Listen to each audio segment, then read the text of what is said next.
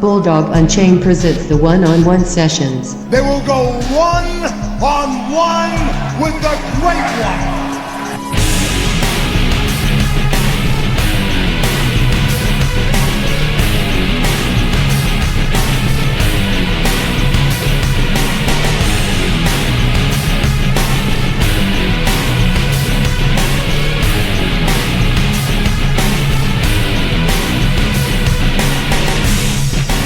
It is Wednesday, June 26, 2019. This is the Bulldog Unchained podcast, one-on-one sessions.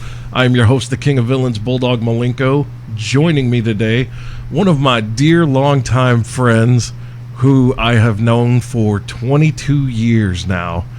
He is, God, the word veteran is an understatement when thinking of his role in independent wrestling in the tri-state area here. He is the voice of wrestling for at least 20 years. His name is Mr. Josh Stratton. How you doing, brother? Oh, I'm fantastic, Mr. Malenko.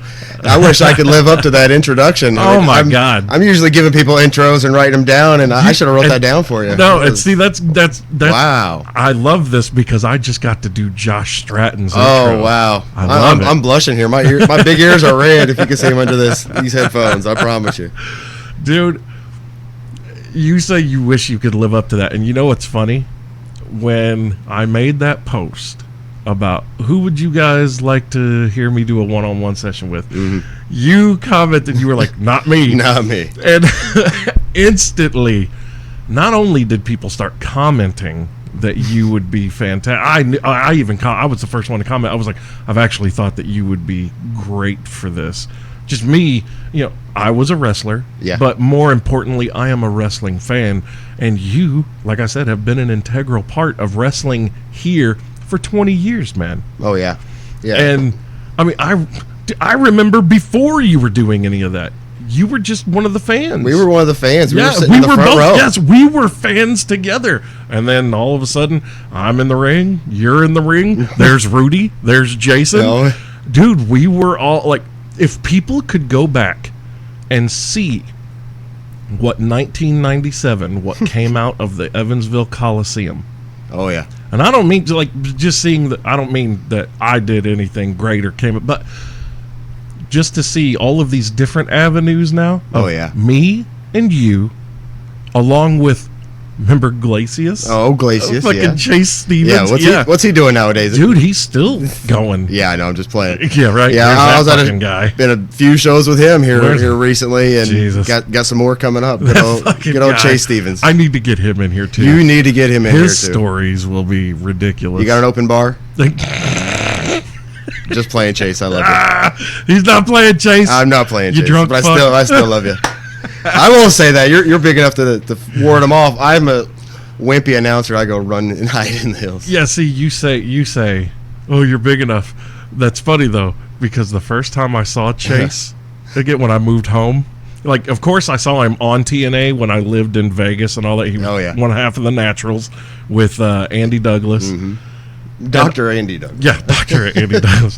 When I saw him on TV, I went, nigga, you lucky I ain't there, boy, because I would call you out.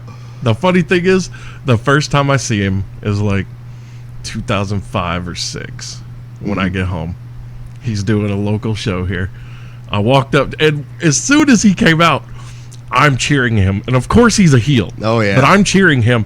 He looks, realizes it's me instantly, and he's trying not to laugh, but he starts in on his heel shit, and he's like, shut up, fat ass, blah, blah, blah. And I was like, you're mad at your dad, not at me. I still love you. And this goes on for the whole match, and I'm cheering him on and clapping for everything he's doing, all this bullshit. He's trying so hard not to laugh. But it's one of those, dude, we trained together. Oh, yeah. Like, me and Chase Stevens, we trained together. Who was training you guys? Mike Samples. Mike Samples. Yes. Maker of rings. Yeah. Every ring around here is a Mike Samples ring, but yes, he was something else back in the day. He knows trained a lot of guys. Doing. Yeah. Yeah, he did. Dude, he, like, but that crop, though, like, Rudy. Rudy was the first ever senior official in TNA. Now he's in WWE. Oh, yeah. then Jason Kane, who started out as a referee, is now part of. He's the like- Memphis Kings, man. Yeah, they're the hottest tag team in the Midwest. Yes, right now. they are. He and Chris Phoenix are on top. Yeah. They're amazing. And I look at this crop of us guys that were all together there. And you and John. Yeah. John Cooper.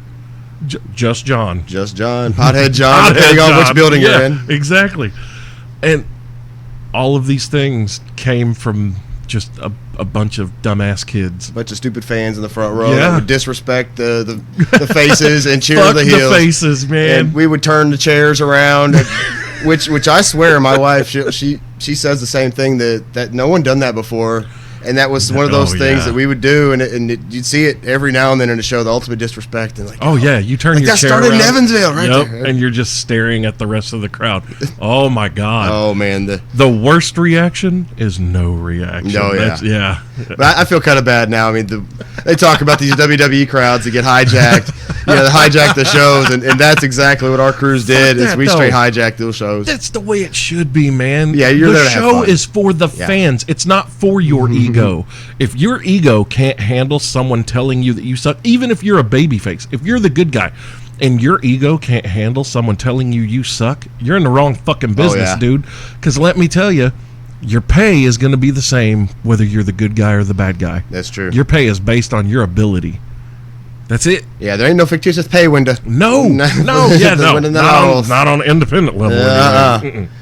You're lucky to get the envelope. You lucky to get gas money that you spent to get there and home. And hell, even when I started, I didn't do it. I didn't get paid. I Fuck did no. it because I didn't want to pay to get in anymore. Exactly. So that's the way Hey, that if I'm started. a part of the show, I don't have to pay the fucking ticket. That's what the price. commish said. He said, he's like, hey man, you're gonna have to start doing something around here. So I started actually with their website, made their first website, and that didn't go so well for a myriad of reasons. We'll get into another day, but and then Eric's like, the commish, God rest his soul. He one night didn't have an announcer, asked me if I'd go do it, and I was like, I was kind of iffy about it. He said, either you do it or you pay to be here tonight. So I was like, give me the microphone and go in the back, throw up a few times, and walk out and introduce him first. Let's get to that. How long ago was that? When was that? My First? debut was in 2001.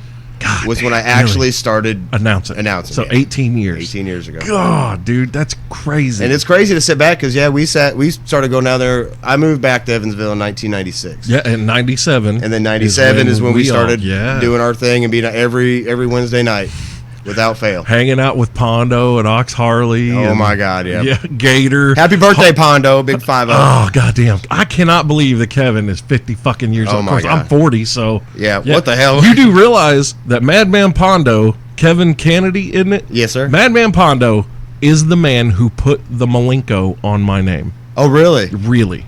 Did not know that. Yes. In 1997 is when the Great Malenko album hit from Insane Clown Posse, which back then I was a fan. Oh, yeah. I loved ICP. I was a teenager. Fuck yeah, dude. They were great. They were hilarious. And the Great Malenko came out, and Pondo loved that I could sing pretty much any song off that album. He just thought it was hilarious. And, I made Pondo laugh all the time anyway. Like, he thought I was funny as fuck. Oh, yeah. And then instead of calling me Bulldog, Pondo just one day starts calling me Malenko. He's like, hey, Malenko. And I'm like, that's kind of funny. Like, Bulldog Malenko. Holy shit, that's my goddamn name. That's it. And Pondo goes, well, of course that's your name. What the fuck else would it be? that kind of blows my mind. I always thought the Malenko was from Dean.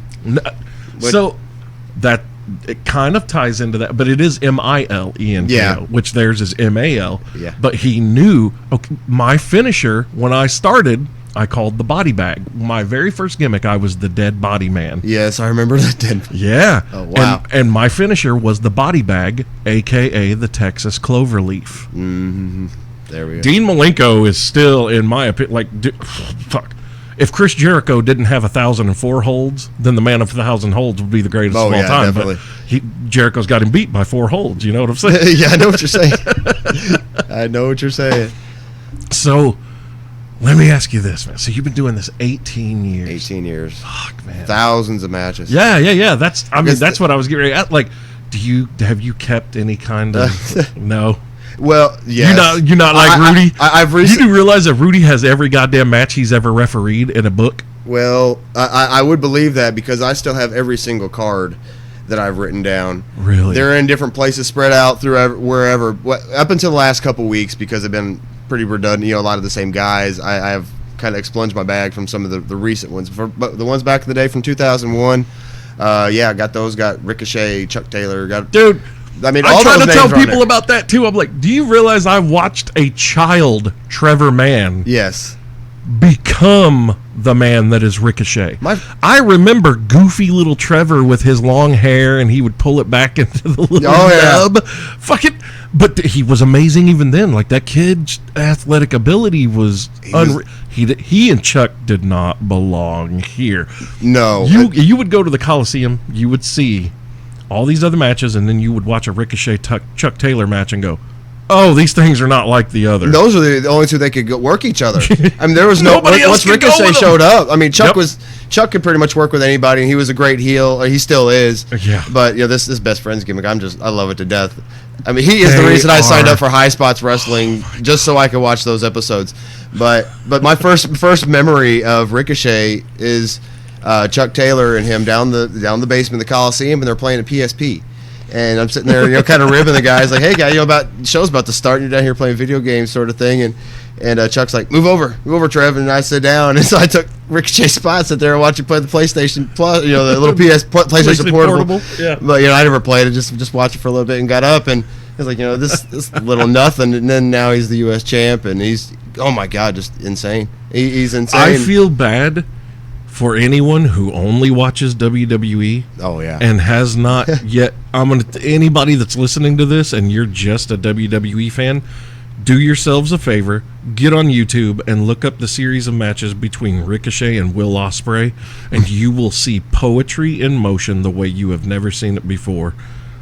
Oh, Those are some of the most ridiculous matches I've ever seen in my life. Will Ospreay is my favorite active wrestler right now. I mean, it's my favorite's Omega, dude. Kenny Omega is the king. Oh, he is. Omega is the fucking man. But Will Ospreay is My only gripes with Omega is how many V triggers can you do in a match? I understand that you have to, 127. I want to see every one that he's got. I want to see him do them until he collapses. I guess people don't bitch when Brock does 17 German suplexes. Right, exactly. So They count along. to the game. I think, honestly, there should be AEW should embrace that. Oh, yeah. And put like.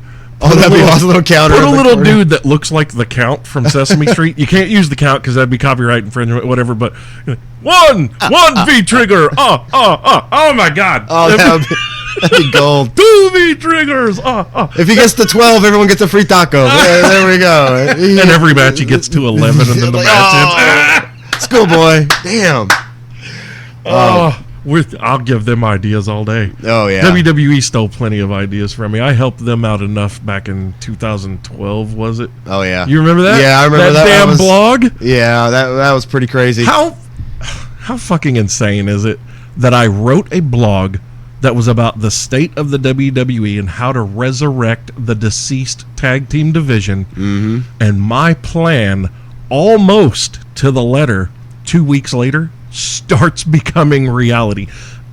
At first, I was like, did I just will this into being? And then no, I got contacted by someone at the Bleacher Report who said, by the way, your work has fallen into their scope. And I didn't know you got reached out after. Oh, yeah. I mean, I knew Rudy told them about it, but No, I it wasn't. I was just It wasn't even Rudy. I got contacted by someone at Bleacher Report saying that that the creative team and management were aware of this, and I was like, "You've got to be shitting me." Well, you need to write something again because No, I'm not going to save WWE. I canceled the network like Did 2 you? weeks. Well, right before their Did last Saudi Arabia show, I couldn't do that. This I didn't even watch. I forgot about Stomping Ground. Oh yeah, I forgot about that. Or Super Showdown Part 2. Yeah. From what I've heard, it was abysmal. Oh, I was so shitty. We can cuss on here, right? Yeah. All right. Yeah, I was so shitty. Well, canceled the network the day before or 2 days before the big Super Showdown Part 2, and then hear about the the atrocity that's the Goldberg Undertaker match, and then spent the next 2 days trying to find it on YouTube. Dude, I was like, I'm not going to pay $9.99 just to watch this again, but give it a couple days here, it showed up. yeah, and I that was a saw the nightmare. botches, Oh. which is what I wanted to see, and I was like, this is why you don't put two 50-year-old fucks in the ring together.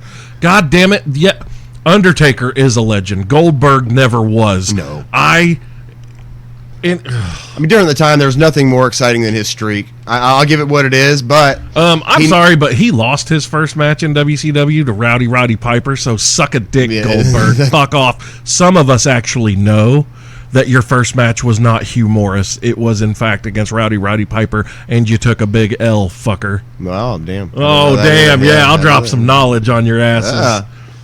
Yeah. Yeah, and then the padding of the stats, like, Oh. Goldberg had 17 matches between Monday and Thursday, and he whipped 2 penguins' asses in Antarctica, so we're going to count those up. Fuck out of here, Yeah. man. That when it got to the 90 range, that's when I was like, fuck off, man. Then he gets 300. I'm done with this. It was his record was like, wasn't it like 170 and 171?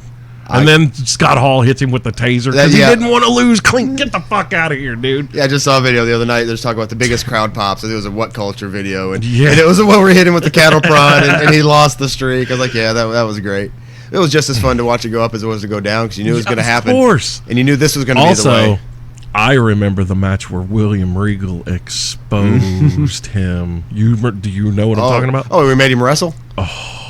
It's supposed And to be we got 4 to minutes.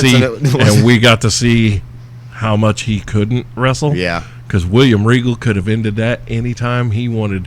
Dude, Goldberg might as well have been a child in the ring in a cage with a grizzly bear. Oh, yeah. And he is a third bigger than William Regal. Regal would have stretched him and made him scream like a little girl at any time. He could have tied him in a paradise lock left and right in the middle of the damn the other ring. thing is, William Regal at 15 years old was beating up full-grown men Yeah. in the carnival. Like he was a fucking bare-knuckle fighter for money. Oh, yeah. And he was the ringer. Like, I think I can beat that kid. No, you can't. No, you You're going to can't. get knocked the fuck out, dude. Don't do it. Don't do it. The British Tracy Smothers. Who sucks now? Everybody. That fucking guy. Tracy Smothers. There's another one I'd love to get an interview Oh, with. wow. He'd be fun. Yeah. Oh, man. The stories. Hope you got a lot of tape. I've seen a few of his shoot interviews, and they're twice as long as every other interview you'll ever come across. Oh, but yeah. the whole time, you're enthralled. He's telling you about guys from his high school, and you're like, dude, what the hell's Ernie up to these days? I didn't know nothing about Ernie about 20 minutes ago, but now. It's great. So let me ask you this. Yes, sir. You're like me. We started as fans. Still And- in. Oh, yeah. So are you a lifelong, are some of your earliest memories wrestling, or when did it hit Yeah, you? it was. Being born nearby and raised here in Evansville, Indiana, every Saturday morning was that USWA, baby. We're old enough where it was before it was USWA. Dave Brown and before Lance then. Russell, man. And Fuck. Yeah, Cora Macklin. Can't forget about Cora. Cora Macklin. But yeah, that's what it started, and would watch those, and very rarely I would get to go down to the shows. But a lasting impression I had is I don't know how old I was at the time, but I was at a show and sitting in the crowd, and out comes I'm not sure who he was managing, but Harvey Whippleman was there, Downtown Bruno. Oh, yeah. So they're coming out. I love him. Oh, yeah. And I meant to look this up before I came, but I'm lazy. So whoever it was, they come out, and they're the heels, of course, and I'm booing them, and boo, boo, boo, boo. And Harvey stops, or Bruno stops, and looks at me dead in my eyes and goes, "Shut up, kid." And I sat down, and I didn't say another word the rest of the show. And I sit back and think of that, and I think of the first time my son went to a match, and whoever it was, Someone Vic told the him to Bruiser shut tells up. him to shut Vic. the hell up, or Chase Stevens, I'm seeing him flip off 3-year-olds, and and just That's my favorite thing about Chase. He does not he doesn't give care a fuck about your kids. age, race, creed. He don't give a damn about none Nope. of it. And that little bit, and to get that reaction, I felt like I died inside, but I had to come back next week. Mom said no, and it ruined me. It was a long time before I get to go back again, because Mom didn't want these people yelling at her kid like that, that sort of thing. So I just got to watch it on TV, whether it was Saturday morning, early or Saturday morning, a little later with Superstars. Yeah, man. Because, what was it? Like 8 or 9 a.m., USWA would come on. Oh, yeah. And then like an hour after that finish, like you could watch cartoons for an hour. Mm-hmm. And then an hour after that, WWF Superstars. And then Saturday night, 6:05. Oh, yeah. TBS, baby. That was for the Georgia rich kids. Championship Wrestling. With the American Dream, Dusty Rhodes, if you will, Daddy. Oh, yes. And I used to love, we didn't have cable for a long time. But for the summers, I'll go see my grandma in Michigan. And that's when my love for the WCW or the NWA came. See, and I didn't. Big Gold. I never understood. Like, I get it now, but when I was growing up, I guess, we just had that luxury of cable. And I had it at my mother's house and at my dad's and my grandparents. So, and for me, like me and my grandpa, dude, wrestling and boxing were the bond. Oh, yeah. Like those were the big thing. And let me ask you this. Well, to finish that point, I never understood this whole, these people, these people only watch WWF and these people watch WCW. And I'm like, I watched everything. Like, I even remember watching AWA. Oh, when I was a kid, like I would have loved that. And then, like going to my dad's house, he had satellite, so I was really spoiled because I got to watch goddamn World Class Championship Wrestling. Yeah. I got to see all the shit from Texas. I got to watch Mid South. I got to see AWA. I got to see some of the West Coast stuff, dude. I get to see Japan and Mexico. Oh, that would have blew my mind as a kid. I learned what Lucha Libre was at about age 9. 10 because it wasn't until 96 when the luchador thing started happening here in WCW on Nitro. That was pretty much my introduction. Like, right, that was like most people's. Yeah. And for me, I remember seeing, I couldn't understand a goddamn word these guys were saying, like the announcers and wrestlers, because it's all in Spanish. They didn't give a fuck about my ass. But that was the most incredible wrestling I had seen thus far. But then I also remember late 80s, early 90s, how I got introduced to wanting to watch Japanese wrestling was Muda and Liger. Oh, yeah. Oh, Muda ruined me. Because if you remember, do you remember why Jushin Liger, first of all, had to be brought here? No, I don't. Because Brian Pillman was so goddamn good that nobody could go with him. Oh, I see. Flying Brian Pillman was the best thing in WCW at that time, and they had no one who could keep up with him. And he had already been to Japan, and Liger loved him. Like, they just had a complete in-ring love affair. Oh, yeah. And they were magic together. And so they had to bring Liger over to wrestle Pillman. Wow. That's Dude, cool. that program went for like 6 months, and every goddamn match was amazing. Oh, yeah. Brian was way ahead of his time all the way through it. If Brian Pillman could have been born in like 1986, fuck, man. Oh, yeah. Oh, my God. Yeah, I wouldn't want to take away any of that stuff from No, true. back Yeah, then. because man, I feel privileged that I remember the Hollywood Blondes, man. Not from Stone Cold's DVD. I remember seeing it on TV on Saturdays and on Mondays, and then that was before. Yeah, that was before just Mondays. The Saturdays and Sundays, and then on Thursdays every 3 months. Oh, yeah. Clash of the Champions, Clash of the baby. Champions. Dude, like a lot of people don't remember or don't know that Stone Cold Steve Austin was one of the greatest technical wrestlers of all time. Oh, yeah.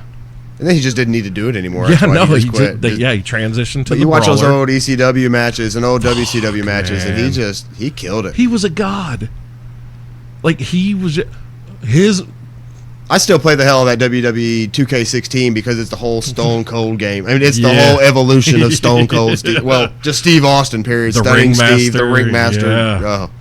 Dude, I tell people, if you really want to know how great Steve Austin was, you go watch those matches that he had with Ricky Steamboat. Oh, yeah. Fuck. Fuck, man.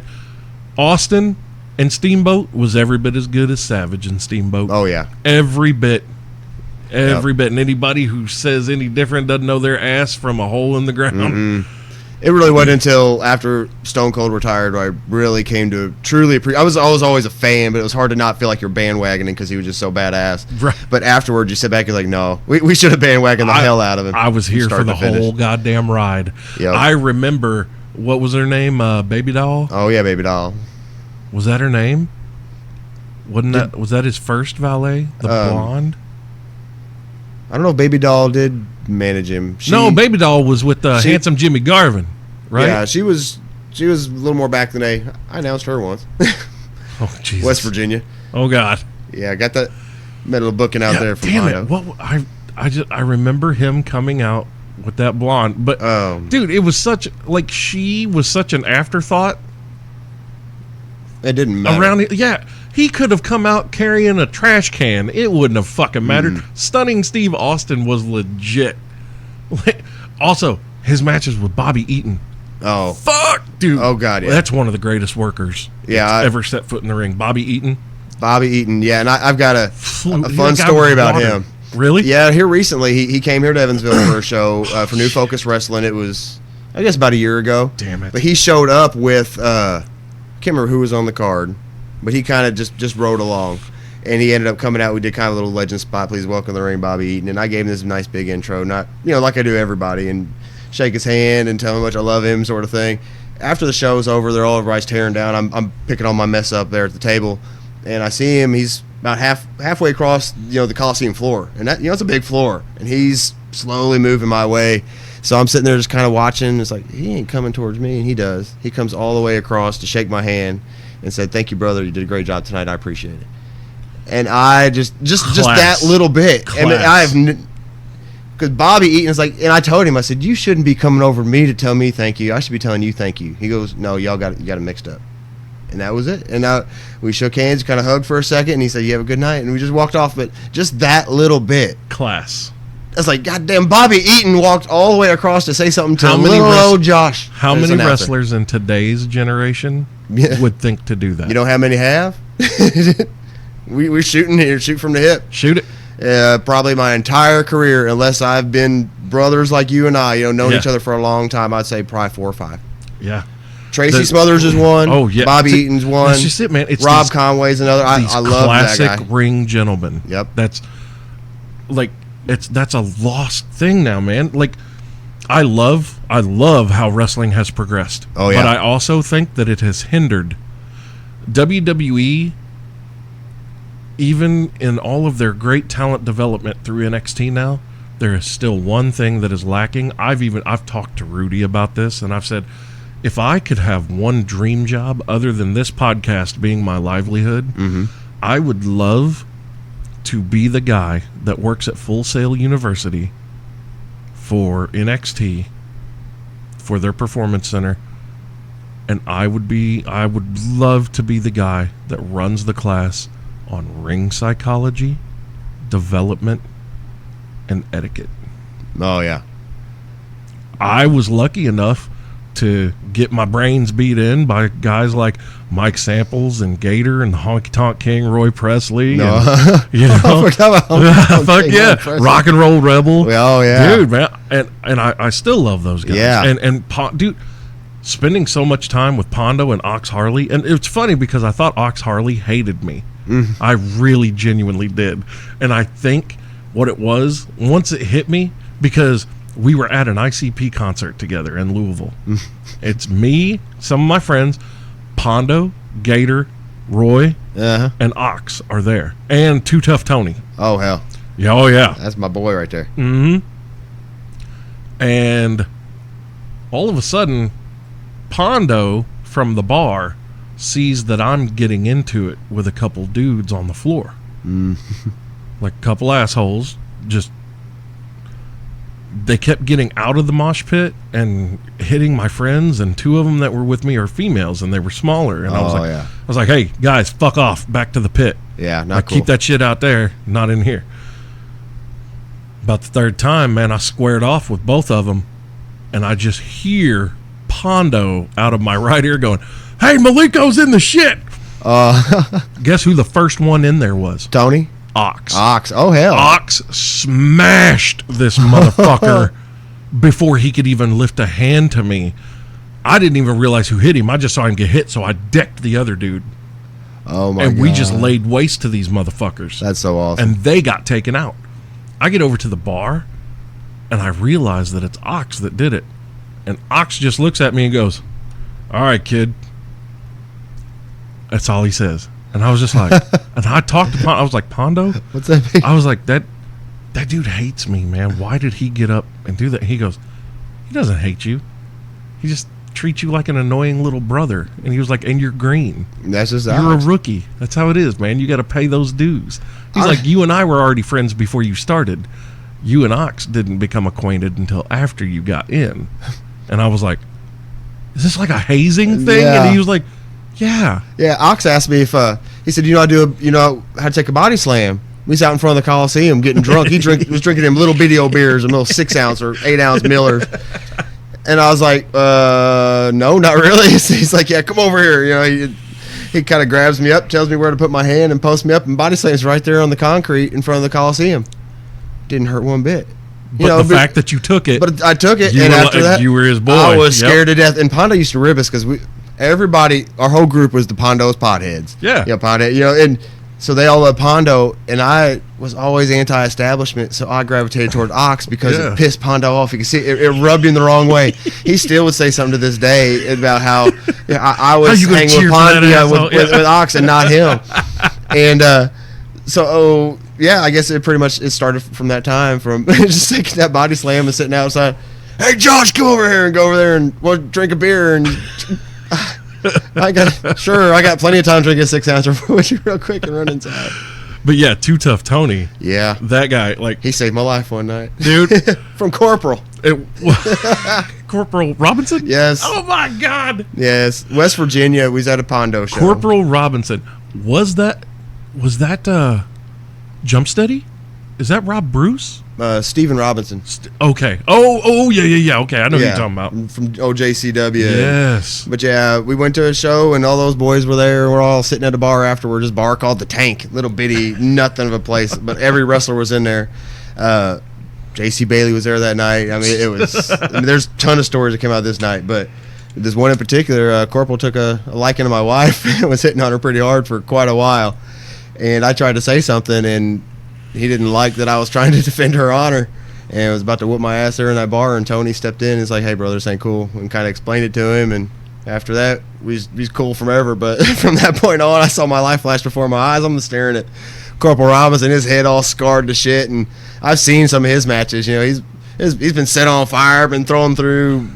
You know what charcoals, nobody's ever expecting? What's that? A nice ridge hand right into the fucking trachea. Yeah, but That level's playing field. I sat there. I learned a lot of stuff that night, and Tony even told me, he's like, "Dude, what, you're about to get bitched out." that motherfucker I was right like, in the but look at nuts. this guy. He's like, he's sitting down, and you're kind of talking me through it, and that's kind of the thing. I always being around wrestlers, being around these guys all the time. It's intimidating anyway. First, Yeah. I'm the guy in the suit. No one's approaching, but and all these big muscle bound guys getting drunk, and when things get rowdy, they start picking at the skinny guy. So, time to go home, honey. Let's get in the car. Fuck. Yeah, man. Tony, when that whole thing happened at the concert, Tony was like, pfft. He was like, "Well, that wasn't even worth getting off my stool for. That shit was done before I could even make it." Just have to walk slow enough. And then, of course, Roy Presley's like, "What the fuck happened?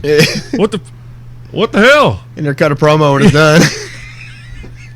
Ain't nobody can do that shit again, no. Oh, dude. No better. And then Gator was still riled up. Gator was like, "Let's just whoop everybody's ass in here." No. Like, that's him. He was just like, "Fuck it, he's like the 5 or 6 of us. He's like, "We'll whip everybody's ass in here." And I was like, "I'd rather not try." No, like, come on, dude. Don't go anywhere with wrestlers ever. No, you ever it's get a invited shit storm. to? It's like being out with Chase. Oh, You are. I knew it was gonna go there. You are 75 to 85% sure to get into a brawl if you are with Chase Stevens at a bar. And a public service announcement: if you are out with Chase Stevens, look at his boots. If he's wearing the boots with the visible steel toes, he's about to whoop somebody's ass that night because he kicked somebody with them. Yep. And he's told everybody about that. And so we look down when he gets dressed afterwards, like, "Nope, you're wearing the boots. We ain't going with you tonight. Yeah, right. We're not going to B-Dubs. We're going to go to Denny's." Nothing bad happens at Denny's. Nothing bad. Nothing good happens at Denny's either. No. So, and I love that you brought your wife up because you two are also like, a lot of people will talk about wrestling couples and Randy and Liz and all these other things come up, and I'm like, who pops up? And nobody knows. Like I used to talk about this when I lived in Vegas, even in St. Louis, and we'd be talking about wrestling friends. We'd be talking about wrestling couples, and I'd be like, I know a wrestling couple that trumps all of them.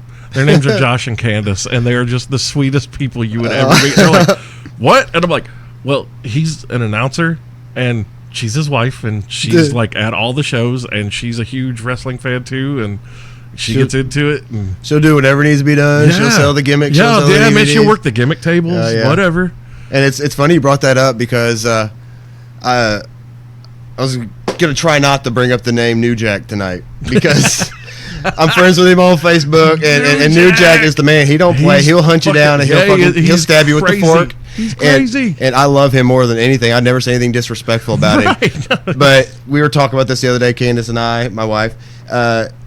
When we first met New Jack, he came to the Coliseum for a run of shows. He was here for about 2 or 3 months and stayed with our buddy John. And so we got to know him real well. Played a lot of Madden with him. So before we met, we're sitting in the back. At the Coliseum, everyone would sit out back and they'd smoke their joints or do whatever on the back steps before the show starts. Oh, yeah. And we're standing there, and she's sitting on the stairs, kind of keeping people from coming in the back door. Well, here comes New Jack. We kind of look up. Oh, is that New Jack? New Jack? He's like, yeah. So we kind of shake hands. He introduces everybody to everybody. He looks down at her, and he goes, who are you, and what do you do here? She goes, I'm Candace, and I fucked the ring announcer. And that second, he told her to stand up, gave her a big hug, and instant it was respect. And everybody looked at her and never looked at her the same. She's like, that's it. She's Candace, and she fucks the ring announcer, so leave her alone. That's it. I was like, that's my girl right there. She's great. She's it. I almost told you to bring her with She's you. a dude that sits down to pee. That's my girl. Yeah, she is a guy wrapped up in a pretty package. That's it. Yeah. I love her. Dude, loved her so much, married her twice. You guys have been together for how long? Since 96. Jesus. Yep. 96, whenever I had a failed college experiment in Western Michigan at Grand Valley State. Came down here. I was on academic probation. My first week How old are you? I'm 41. Are you? Yeah. Oh, okay. You're older than me. Yeah. Graduated in 95. You still look like a child. I know. So people say my face hasn't changed. I'm like, black don't crack. Sorry. That's the way it is. But I came down here, and before they renovated the mall, they used to have this Licks that was right in the front. Mm-hmm. And I walked in there, and I was infatuated with Halle Berry. I always liked mixed chicks back in the day. Anyone that looked different. And I didn't like blonde girls. And very, very Halle Berry. And she's it. And those old Licks outfits were all white outfits. Yeah. And I looked over, and I seen her, and I was like, damn, she's fine. And John was with us, and he goes, I go to school with her. You want me to talk to her? I was like, no. And he darted right over to her, and it went and talked to her. And this is kind of a funny story, or else I wouldn't bring it up. And we went up, and she told John it was her birthday that day. And he's like, okay, well, happy birthday. So me, being the pimp, I'm like, I'm gonna score this. She says it's her birthday. I had $4 in my pocket. And when I went down to Disc Jockey, formerly FYE or whatever the music store is. Disc Jockey. And at the time, the big single was Bones Crossroads. I went in and I spent my $4 on the CD single of Crossroads to go give it to her for her birthday on the way out. I just walked by, and this is my pimp. This is how I'm gonna get this girl. And I set it on the counter. I said, "Happy birthday," and I walked off. And she called me back. She said, "Come back here! Oh my god! I feel so bad! Oh my god!" It wasn't her birthday. She just said that shit to John because she didn't like John, and never has, never will. I mean, she really does, John. Yeah, but she said that, and from that point, it was a relationship built on deception and deceit, but rooted in love, and we've been together ever since. But yeah, that's awesome. Yeah. So let me ask you this: you're gonna have to think hard for this. Uh-oh. What is your first memory of wrestling? My first memory of any wrestling? Yeah. Like, what's the first thing that stands out? That would be WrestleMania 3 when Hulk Hogan slammed Andre the Giant. Really? I was, for some reason, I know I watched wrestling before that. I was at the Coliseum before that. Mm-hmm. I mean, everything, but that was the first thing that burned into my head. I remember where I was standing. I lived in some trailer court out by Twin, way on the other side of town, and I was standing. It was the neighbor across the street. where I'm standing in his bedroom and I look up at this TV on a dresser, this little picture tube everyone could barely even see, and saw it, and that was the biggest thing that happened in the world, for kids at least, when that happened, and that's when my love for wrestling started, and I started saying my prayers and eating my vitamins, and loved Hulk Hogan and hated Andre the Giant. And see, my first memory is back around the end of 82, beginning of 83. Ric Flair. Oh. Dude, just, gliding through the channels. Uh-huh. It was Saturday night. And there he was.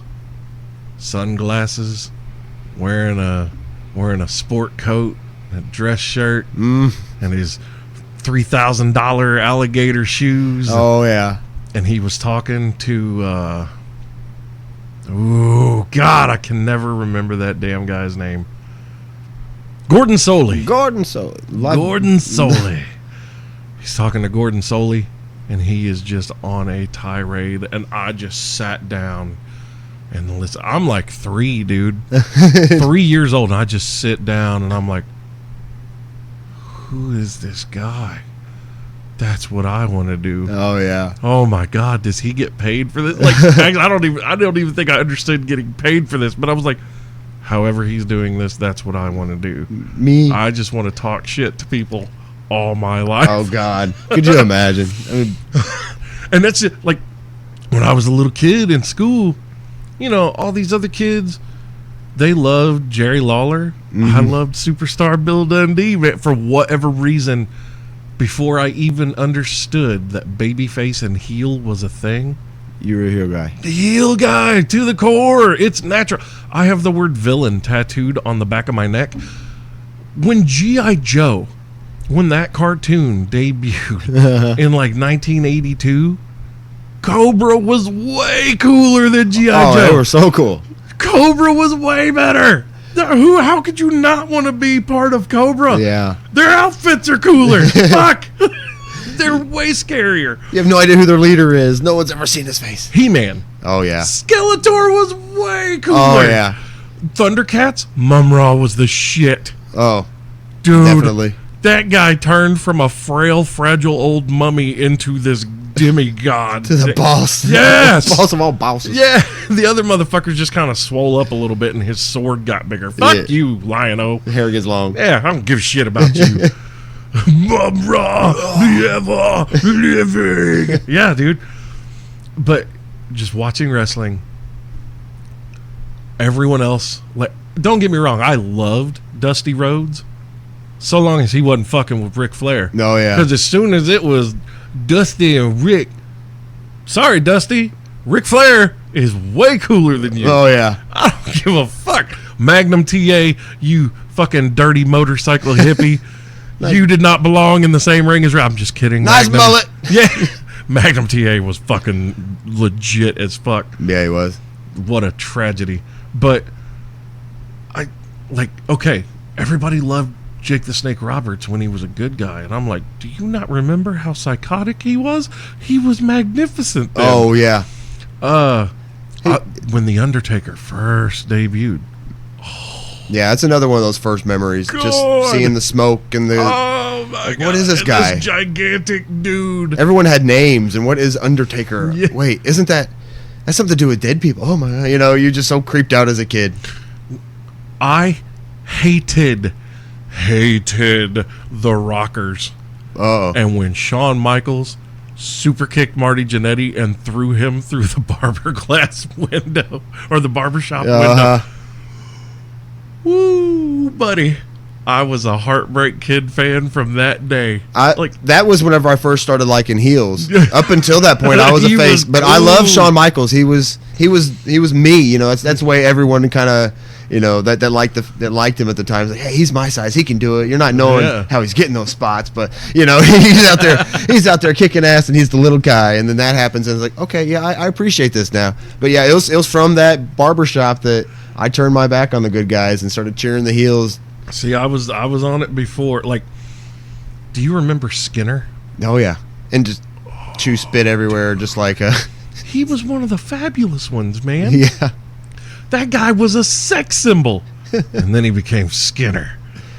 And then he was really great. Oh, yeah. Like, I got so pissed. Dude, Rudy still laughs when the crow sting became a thing. I got really pissed off when they started calling his move the Scorpion Death Drop. I was like, that is the alligator neck breaker, you rip-off artist son of a bitch.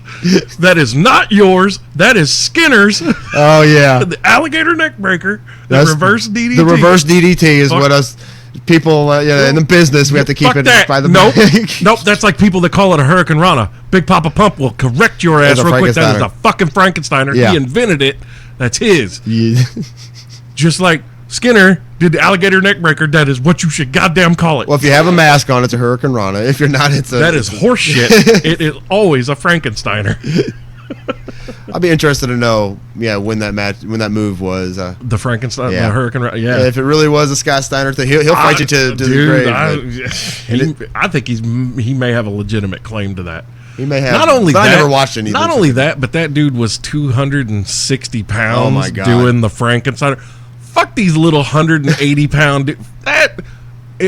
That guy is almost twice as big as you, and he's doing that move, and he's doing it better than you. Oh yeah. There's very few people that can do a Hurricane Rana better than old Scott Steiner. It was just beautiful. Looked like a sonic ball poofing down the guy goes. Ridiculous. It was a lot harder to do with their wrestling figures back in the day. I had that full collection of WCW figures. I didn't move at all, so I'm trying to do the hard rubber shits. Yeah. Oh, I'm playing on my pizza boxes because they didn't have a WCW ring for a long time, But yeah, that's when it changed. We got cable in middle school, and then that's when my whole life changed, and all those Texas GCW and World Class. And so I also remember watching the God damn, was it Memphis or was it AWA when I first saw the Road Warriors? It was before they went to Georgia Championship Wrestling. I think it was AWA. Yeah, boy. Yep, Vern Gagne. Yeah, I think Gagne had them. I saw these motherfuckers. This is back when they wore leather chaps, leather vests. They had a little bit of face paint, and they wore the leather biker hats. I'm going to tell you what, when you heard Iron Man from Black Sabbath hit, because that was their original song. Yeah. A lot of people don't know that, but...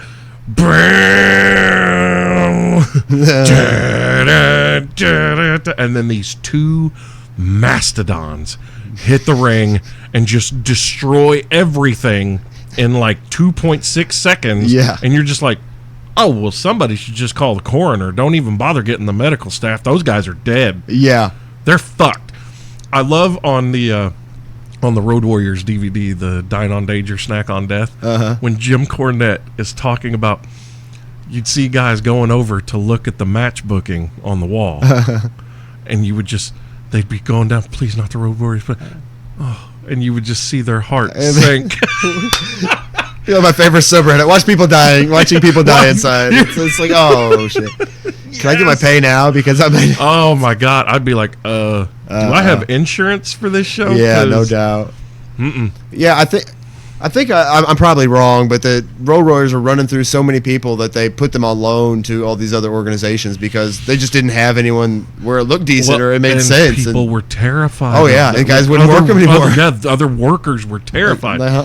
And that's why they had to go to Japan. And then it was weird because when LOD was in WCW, Georgia Championship Wrestling transitioning to WCW, when WCW went to Japan, the Road Warriors were the only ones that were allowed to dress with the Japanese. Oh, I didn't know that. Like all the others had a gaijin dressing room. They were not allowed.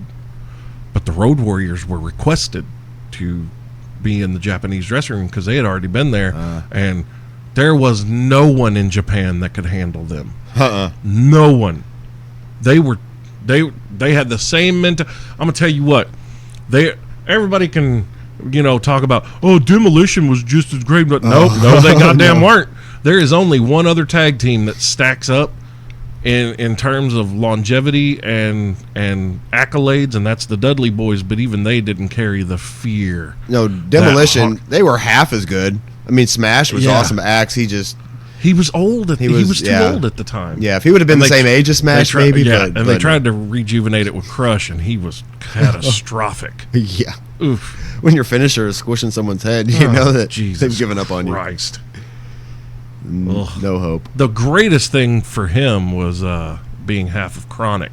Oh, yeah. Brian Adams and Brian Clark. Oh, God. Jesus. And then WCW fucked that all They up. fucked it all up. How in the... You've got your tag team version of Goldberg. How do you fucking drop that ball? It's hard, bro. It's hard. It's hard, bro. You try booking this shit, bro. How about David Arquette? Let's make him champ. Oh, God damn it. Dude, Vince Russo, Two-time. I can't even listen to him. You need to get him here. From what No, I hear, you don't live too far away. not. Nope, shut up. I mean, Nope. it's just down the street, Stop right? it. No. Let's see if I got it in my phone. Nope. I don't. Nope. John I have does. his number. I love you, Vince, but no. Let me sit way back here in the corner when that happens. I would have a bro limit on it, and the first, like when he hit 13th bro, I'd be like, "All right, Ding! you're cut Free off." taco. Fuck that. It'd be free tacos every 2 minutes.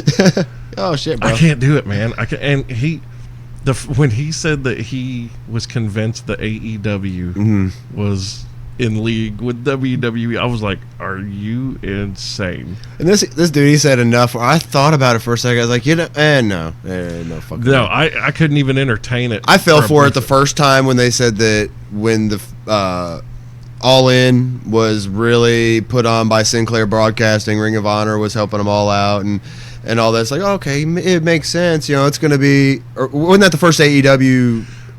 Product it they wasn't put- AEW. That was the first like Rhodes, Yeah, Young Bucks, yeah. Omega together. That was their first venture outside of New Japan, Ring of Honor. They were not attached. Yeah, and I was like, oh, it's a Sinclair, and then after you hear the cons were involved, like, why the hell? They don't need nobody else. Yeah, exactly. The cons wipe their ass with Vince's yeah. money. It ain't Exactly. shit. Exactly. AEW Mania 1's gonna be in Jacksonville. They already got the stadium. They got everything. There's no need for anyone's help.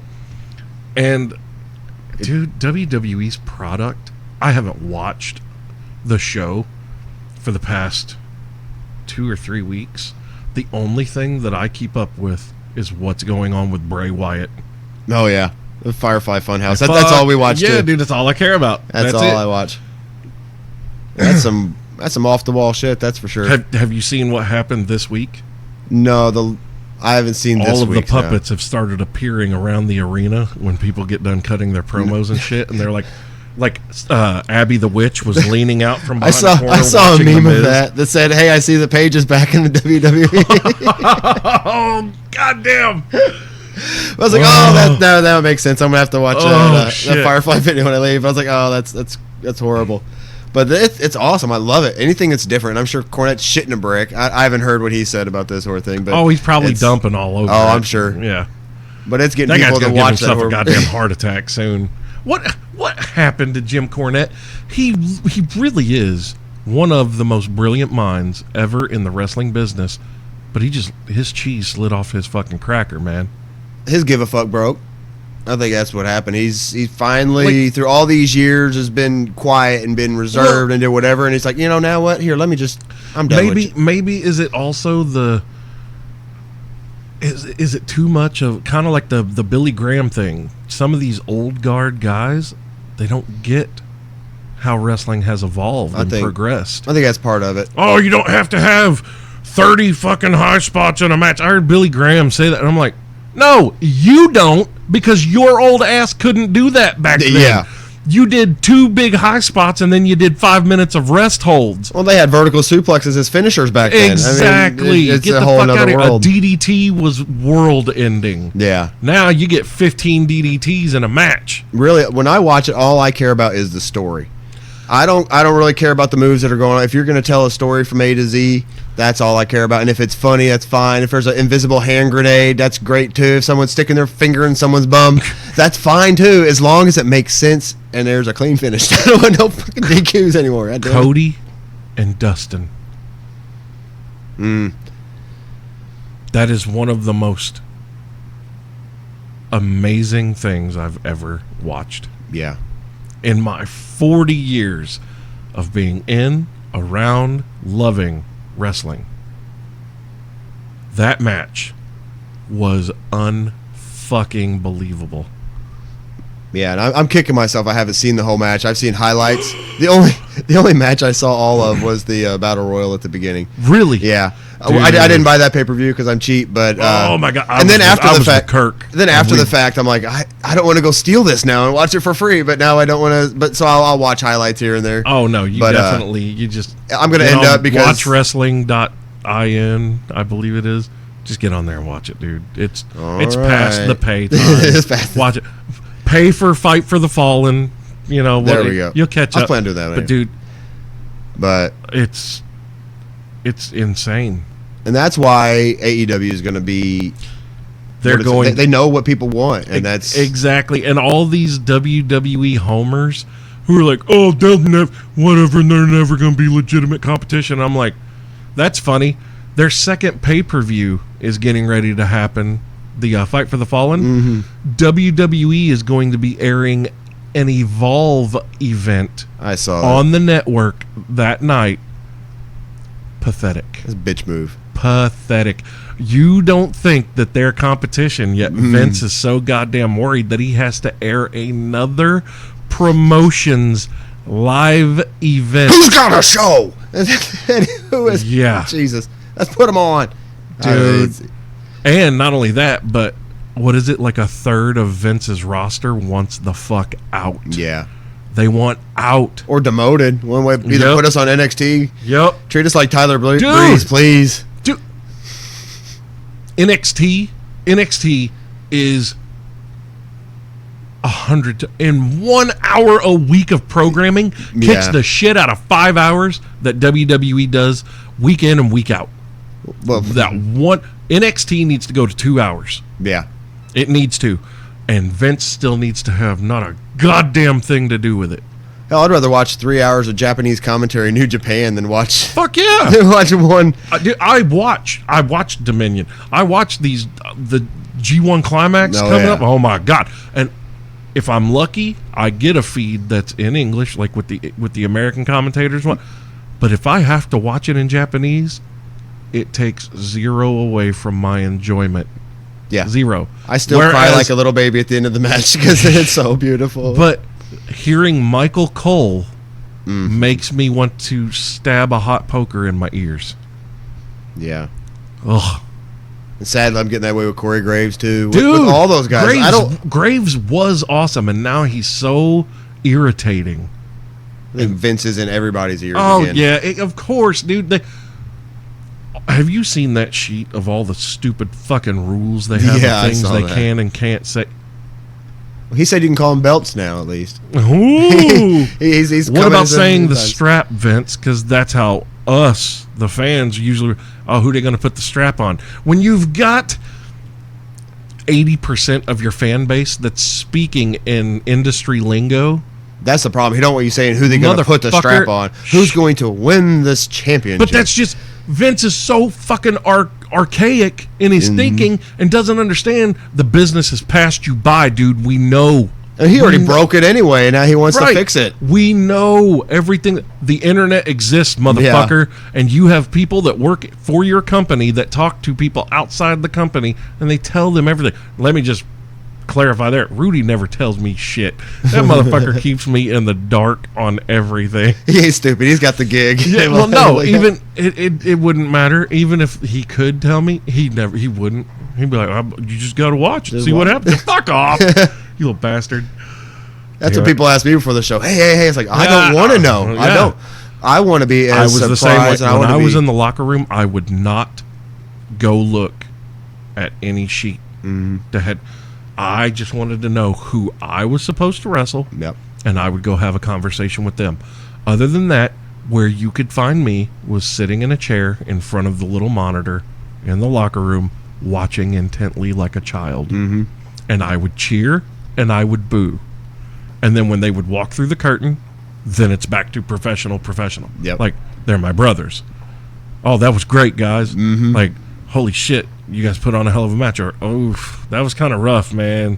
You missed these spots. There were a couple botches, but, I mean, it was still solid. The crowd was into it. So, things like that.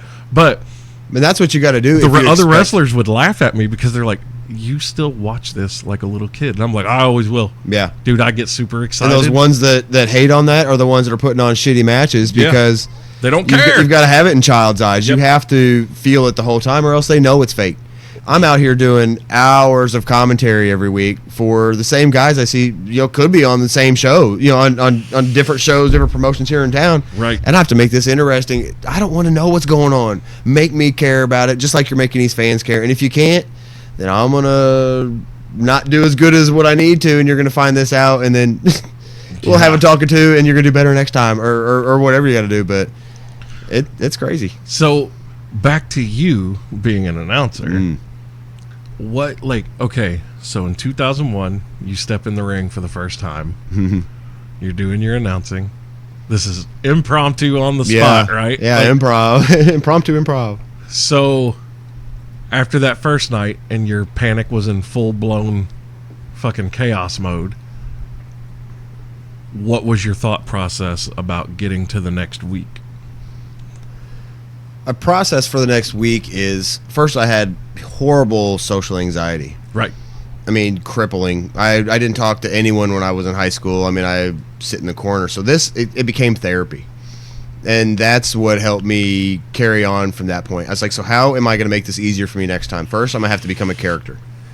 That way I could separate the real me from this image that Entity, I want. Yeah. right. So I was sitting there thinking around, I come up with a name. So now I'm Nick Wood for a while. Mm-hmm. People couldn't understand that because the announcer doesn't need a worker name. But to myself, I had a different name. I had a different It entity. was a persona. So, and then now what are the things that made me nervous while I was there? First, I don't know. I still to this day have nightmares. I'm in the middle of the ring and some new guy comes through the curtain. I don't know who this guy is. The music is loud. I don't announce over the music generally because sometimes the sound system isn't the best. So I want to be able for people's names to be heard. So they turn the music off. The guy gets in the ring. Introducing first from, and that's the dream is be asking. So that became very important. So what time do I need to get here so I can get everyone's information? I need to know everything about you that you want me to say when I get out there. Billy Gunn came to a show not long ago here at New Focus in Evansville, and I go and see him in the back. He's back where with Doug Gilbert. I'm name dropping now, but they're back there doing their thing. And I walk up to Billy and introduce myself, and I said, "What would you like for me to say when you come out?" And he goes, "What the fuck? You want me to do your job too?" And I explained to him. Then he was ribbing me, of course, and ended up getting me in the circle game too, which is a fun story to tell my kids. But it was that little bit, and me explained to him, look, I'm here to make you look good. And it took me a few shows to understand that. Before it was about me. He's like, how am I going to get through this thing? It's like, no. So what I need to do, I need to come and see, what would you like for me to say about you when you come out? I am only here to introduce you, literally. That is my job. And then get the fuck out of the ring, boy. They're not here for you. So that's what it ended up being. It's like, so if I'm prepared when I get there, I'm good. Now I need to get the card, which back in the day, Lone Star did not come with the card willy-nilly before showtime. I remember hours sitting in front of that locker with every single note that I have. I know all the workers, where they're from. I know who all's here. As guys are coming in the back door, I'm grabbing them. Hey, before you get big, are you a wrestler? Hey, can I get your info from you? And just hounding the hell out of these guys. And would wait for an hour to get the card. It's time for the show, and Lone Star just walks up front, and what the fuck? Now what? So, stall.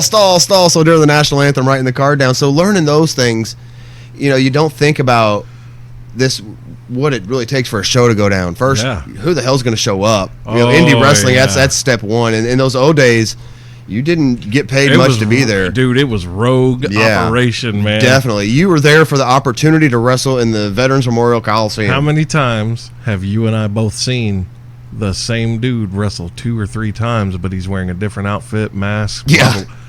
And try announcing that shit. Who are you now? Yeah. Oh, wait, who are you? You're Mr. Daytona. Okay, perfect. So, you're Blue. Yeah. Oh, but then you're going to be Kent Clark. Okay. You're bringing up all of those. I love names. that kid, gosh, man. Yeah. He was so great. Oh, definitely. But and the guys who were really good at that, Blue and Kent Clark, who were the same dude, 2 completely different styles. Yes. Two different characters. It was like Mankind to Cactus Jack to Dude Love, man. That kid, had it, man. Oh, yeah. He knew what to do, which he was young. Yeah. He was like 18, 19, man. And the fact that he had that grasp. But, yeah, what you were saying, though, being an announcer, it just a wrestling show in general, a lot of people don't know what goes into it. And that's why I wanted you to Yeah, and a lot of get times into when that show isn't starting until 7:30, it's supposed to start at 7. That's what's going on. Mm-hmm. You know, we're figuring out who's what, when, where, why. I mean, even... we've had to scrap our championship match tonight. Fuck, now we got to have a battle royale. True story. I mean, a couple weeks ago, I'm not going to say the promotion, you know, trade secrets and whatnot, but a champion was supposed to be there. He was booked for another show. It was communicated weeks before. Booker, you know, forgot about it, whatnot.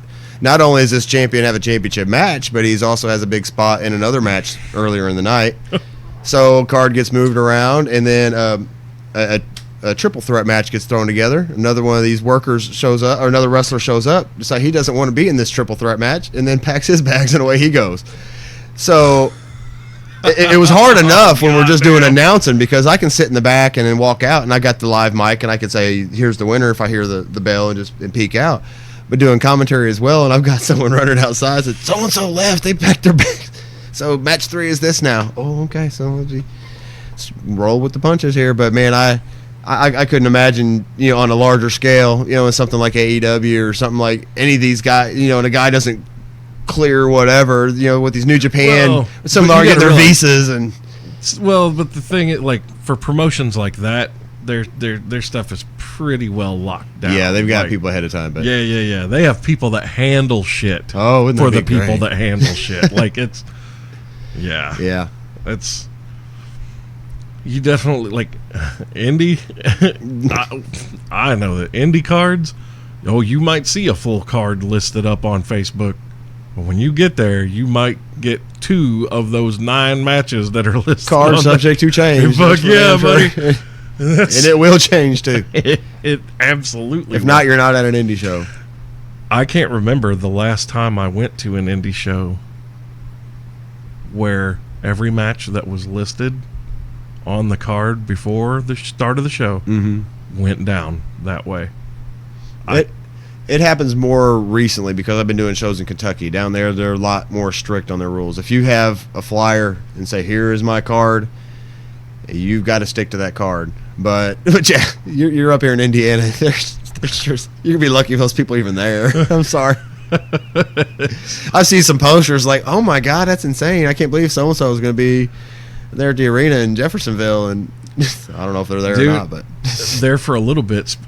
Speaking of Jason Kane earlier, his lovely wife, who I absolutely adore, and she's dear friends with your wife. Oh yeah, dude, Sarah is wonderful. She's taken up enough of my life. I don't want to talk about Sarah. I'm playing Sarah. I love you.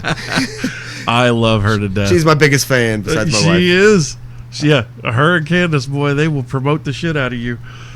But we were talking, me, her, and Jason, we were talking for a little bit. I wish I had the time to do it. Jason was like, you need to get your Kentucky license. You need to come back, and you need to manage the Memphis Kings. And I was like, motherfucker, you do not know what you are getting yourself and your team into. Could you imagine me running my cocksucker at those crowds? That you're the catalyst. I think that would push that over the edge. It would be nuclear. Oh yeah, nuclear. I've become a huge fan of managers again. I've been doing a lot of shows with Billy the P, and I swear to God, I will stab anybody in their face that says anything bad about Billy The P, and I think that you would be in that same vein. Those old school, just horrible managers. Get this. What the? The other thing, fight with everybody and making your boys fight it for the other benefit that I have is I've been in the ring. Yeah. It wouldn't take much for me to get reacclimated to bumps.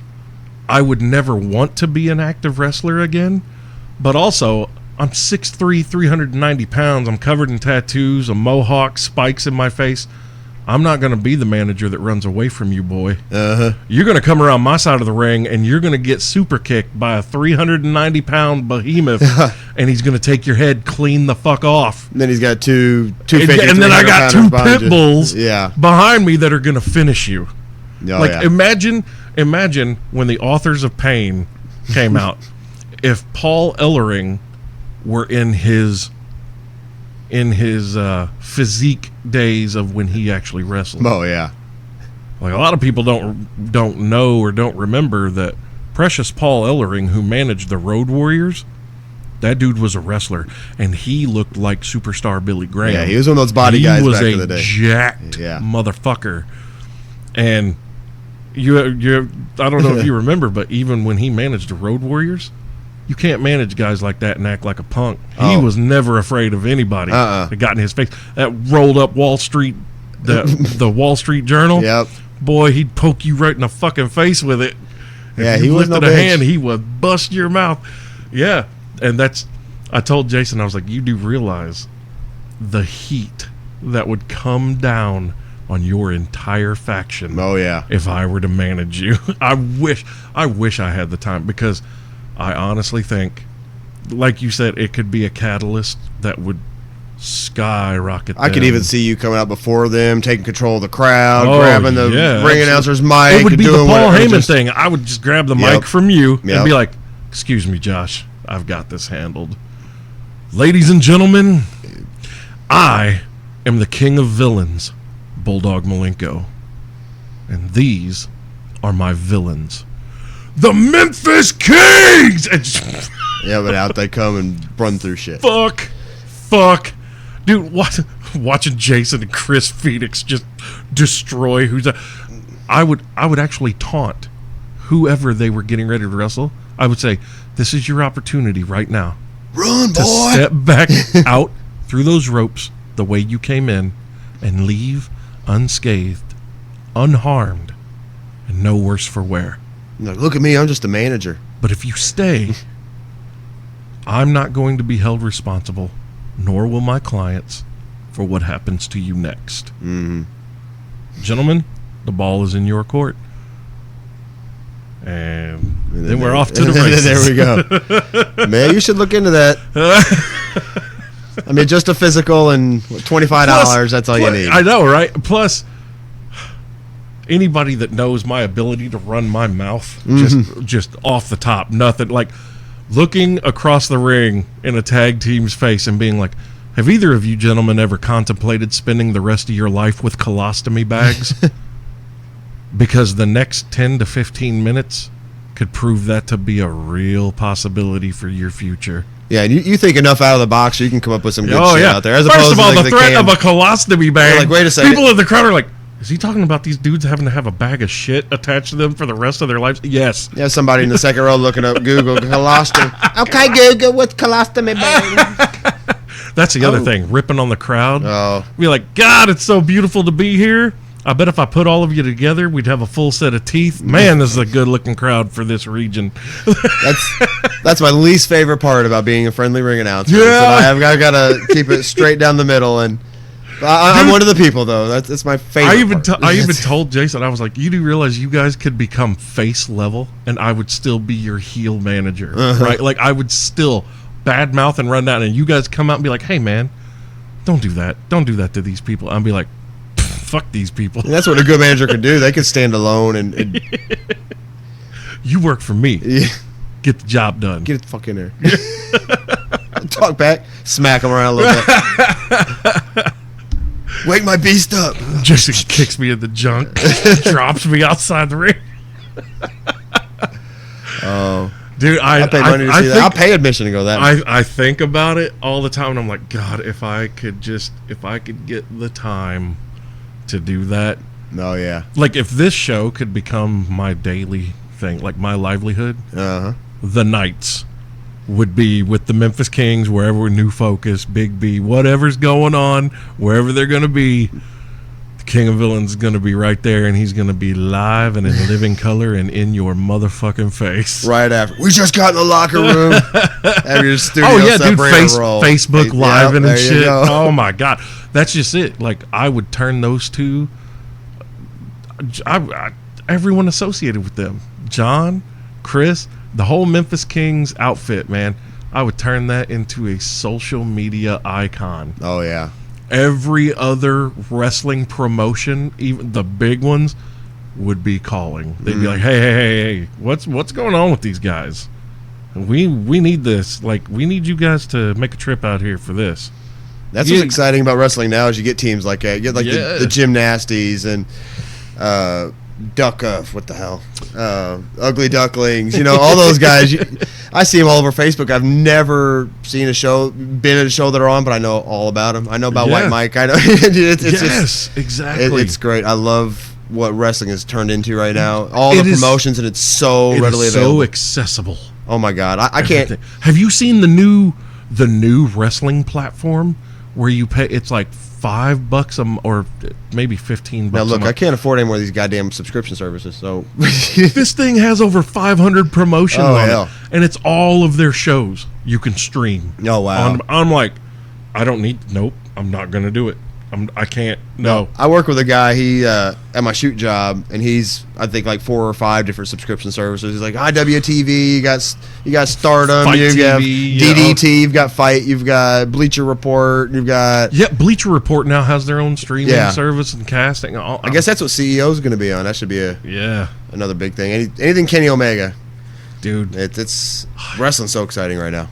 Anything but WWE. It's crazy. Yeah. That's the weakest thing out there right now. The best thing that, honestly, the fact that WWE is a publicly traded company hurts them more than anything right now. Mm-hmm. And the second thing is the board, the shareholders need to come together and tell Vince, you're done. It's Paul's time. Yeah. I saw pictures of that latest earnings report, and it's not looking good. If it wasn't for those Saudi shows, that's the only thing they year over year had more was that cash on hand, and that's from those Saudi shows. Yep, that's it. Yeah, the actual revenue from the blood money. stadiums and shit, abysmal. Well, when you see the TV crowd, oh yeah, it looks great. But what you don't see is the hard camera side where there's hardly anyone sitting there. Yeah, when that last Raw, it was in Tacoma. That's been happening. All was tarped off. There are some of those that date back 2 and 3 years, some of those pictures. That's crazy. That's bad. Yeah. I remember, and I know you remember, going to Monday Night Raws when if you didn't get your ticket within the first 3 days of them being on sale, you didn't go. No, they were packed. Me and my cousin Crezo, we camped out overnight to get our tickets for Raw because they went that quick. I mean, it sold out. Yeah, dude. But those are exciting shows. People wanted to go and see wrestling then. It was fun. It was fun to watch. Dude, I remember, like, I went to for my birthday in '99. My dad got me 8 tickets in the 4th row for Monday Nitro in Louisville. Oh, that'd be cool. Motherfuck, dude. I took 7 of my buddies, and all 8 of us crashed in one hotel room. Oh, wow. And we just so happened to be in the hotel where everybody from WCW was staying. Oh, that'd be sick. It was hilarious because, and of course, after the show, there's 2 double beds in this room. There's 8 guys. Nobody's sleeping. We all just crashed where we fell. But we're all drinking and we're wrestling in the room and everything, just being loud as shit. All of a sudden, we open the door because it's hot as fuck. And this is winter, okay? We open the door. And Rudy walks out onto the balcony. He looks down and he goes, holy shit, there's Mike Enos and Wayne Bloom and Kurt Hennig pissing in front of our hotel room. Oh, Jesus. And we're all like, hey, what's up, guys? And they were like, hey, guys, what's going on? They are drunk as fuck. Kurt Hennig is for real pissing in a bush in front of the hotel room. Oh, that's awesome. I was dying. I was just like, this is hilarious. We walked around the hotel, and these are outside hotel rooms. So we're walking around the balcony and shit. We passed by Bobby Heenan and Gene Okerlund were sharing a room. Oh, wow. Yeah, man. And I think we said hi to him briefly, and then just on. I forget who else we saw. Just the Mike Enos and Wade Bloom and Kurt Hennig. That is awesome. It was so fucking funny. Yeah, I've got Kurt Hennig's autograph on a Buffalo Wild Wings menu. Him and a whole bunch. Terry Taylor. Every story I've ever heard to do with Kurt Hennig outside of a wrestling event is always a weird fucking story. Oh, yeah. And like And I've heard so many, and I tell them, I'm like, I walked out of my hotel room and saw him pissing in a bush, and they're like, "What?" And I'm like, "Yep." That's. And he said, "Hey." He had to go right then. Nature called. That was it. I think the thing was, they were so drunk they couldn't find their actual room. Oh, And so they were stumbling around the fucking lower level trying to find their room. that was sucking a motel too. You're with them outdoors. They're trying to wiggle these door handles and shit. And it's probably the other wrestlers, the other workers, and they're like, "Go the fuck away." Yeah. Every fucking night we deal with this. Look down on your key, goddammit. It's got a number on it. Oh, wow, that'd be great. So tell me some of, 18 years, man. Tell me some of your funniest and favorite stories Oh, man. in your time in the business. There's been a ton. Even while we're talking tonight, just a lot of random Things shit's just popped in my coming head. up, But yeah. yeah, one of them does. When I talked about that Kurt Hennig, there's a gentleman that ran the original Main Event Championship Wrestling here, and they came to the Coliseum for a while and had an invasion in quotes. And Sabu was part of those guys. I don't know if you went to those shows when they came down here. We had Sabu, the Sandman. That's When was this? This was 2003, I believe. I was still in Vegas. Okay. Yeah, a gentleman by the name of John Collins. He came in and brought these guys in. Terry Taylor, Johnny Grunge, a whole bunch of guys. And after the shows, what they would do, they would split the show. First part of the show would be CCW. I get out there, get to do my thing and announce. And then the second half of the show would be Main Event Championship Wrestling, because that's what everyone came there for. I mean, they would Coliseum through the rafters. I mean, they would sell out the upper deck. I mean, these were great crowds. USWA style. Yeah, numbers. yeah, exactly. And this Back is when, again, if you showed up 20 minutes before bell time, you weren't getting in. Yeah. And I've been doing this for 3 or 4, 5, 6 months, off and on. The way the business works. Right. I'd quit showing up for a while and come back and do whatever. And David Penzer was their announcer. So we're down in the bottom, and I get this card. I see who all's here. For those of you that don't know, Dave Penzer was WCW's main announcer before Michael Buffer came. Well, he was even then. Michael Buffer just did the main event. Yeah, him and Gary Michael Capetta. Those Capetta. two would trade off. And so Penzer, I can officially say, gave me what little bit of formal training I had. We sat down there and he kind of went over and basically told me, "You ain't doing the second half of the show, kid. You're going to stay down here. You do this, but here's some pointers. I'm going to watch Baptism by blood." Yeah, pretty much, and kind of told me some things. Just don't let the crowd distract you. They're going to try to heckle the shit out of you, and if you stop, they won. So just carry through your announcement. You're out there to do a job and get the fuck out of there. Just do your thing and you're hosting a party. So that's why I kind of tell people now, "Hey, I'm Josh. I'm your host for the evening," sort of thing. Yeah. Because I'm not just here for this. I'm going to have to go out here and sell gimmicks and, hey, concession stands open, all this other shit too. Anyway, show's over, and part of the allure of it is that we all get to go to B-dubs now and party with these guys. Oh, sweet. This is awesome. Great. Okay. I wasn't much of a drinker. I partake in the weed a lot, and you can't really smoke out in Buffalo Wild Wings, so we go there and just kind of sit around and didn't have a lot of money and watching all these tables get filled up and seeing Sandman and Terry Taylor kind of sit back. No one really liked him. It was kind of funny. Really? Yeah, everyone is around and Remind me, I got a Terry Taylor story. and seeing Sandman sitting next to Perfect, sitting next to Grunge, and all these people you love, and Bill Alfonso, and taking Sabu out to the limo so they can get his briefcase of gimmicks, and it was great old times. And I tell a little story about Grunge, Johnny Grunge.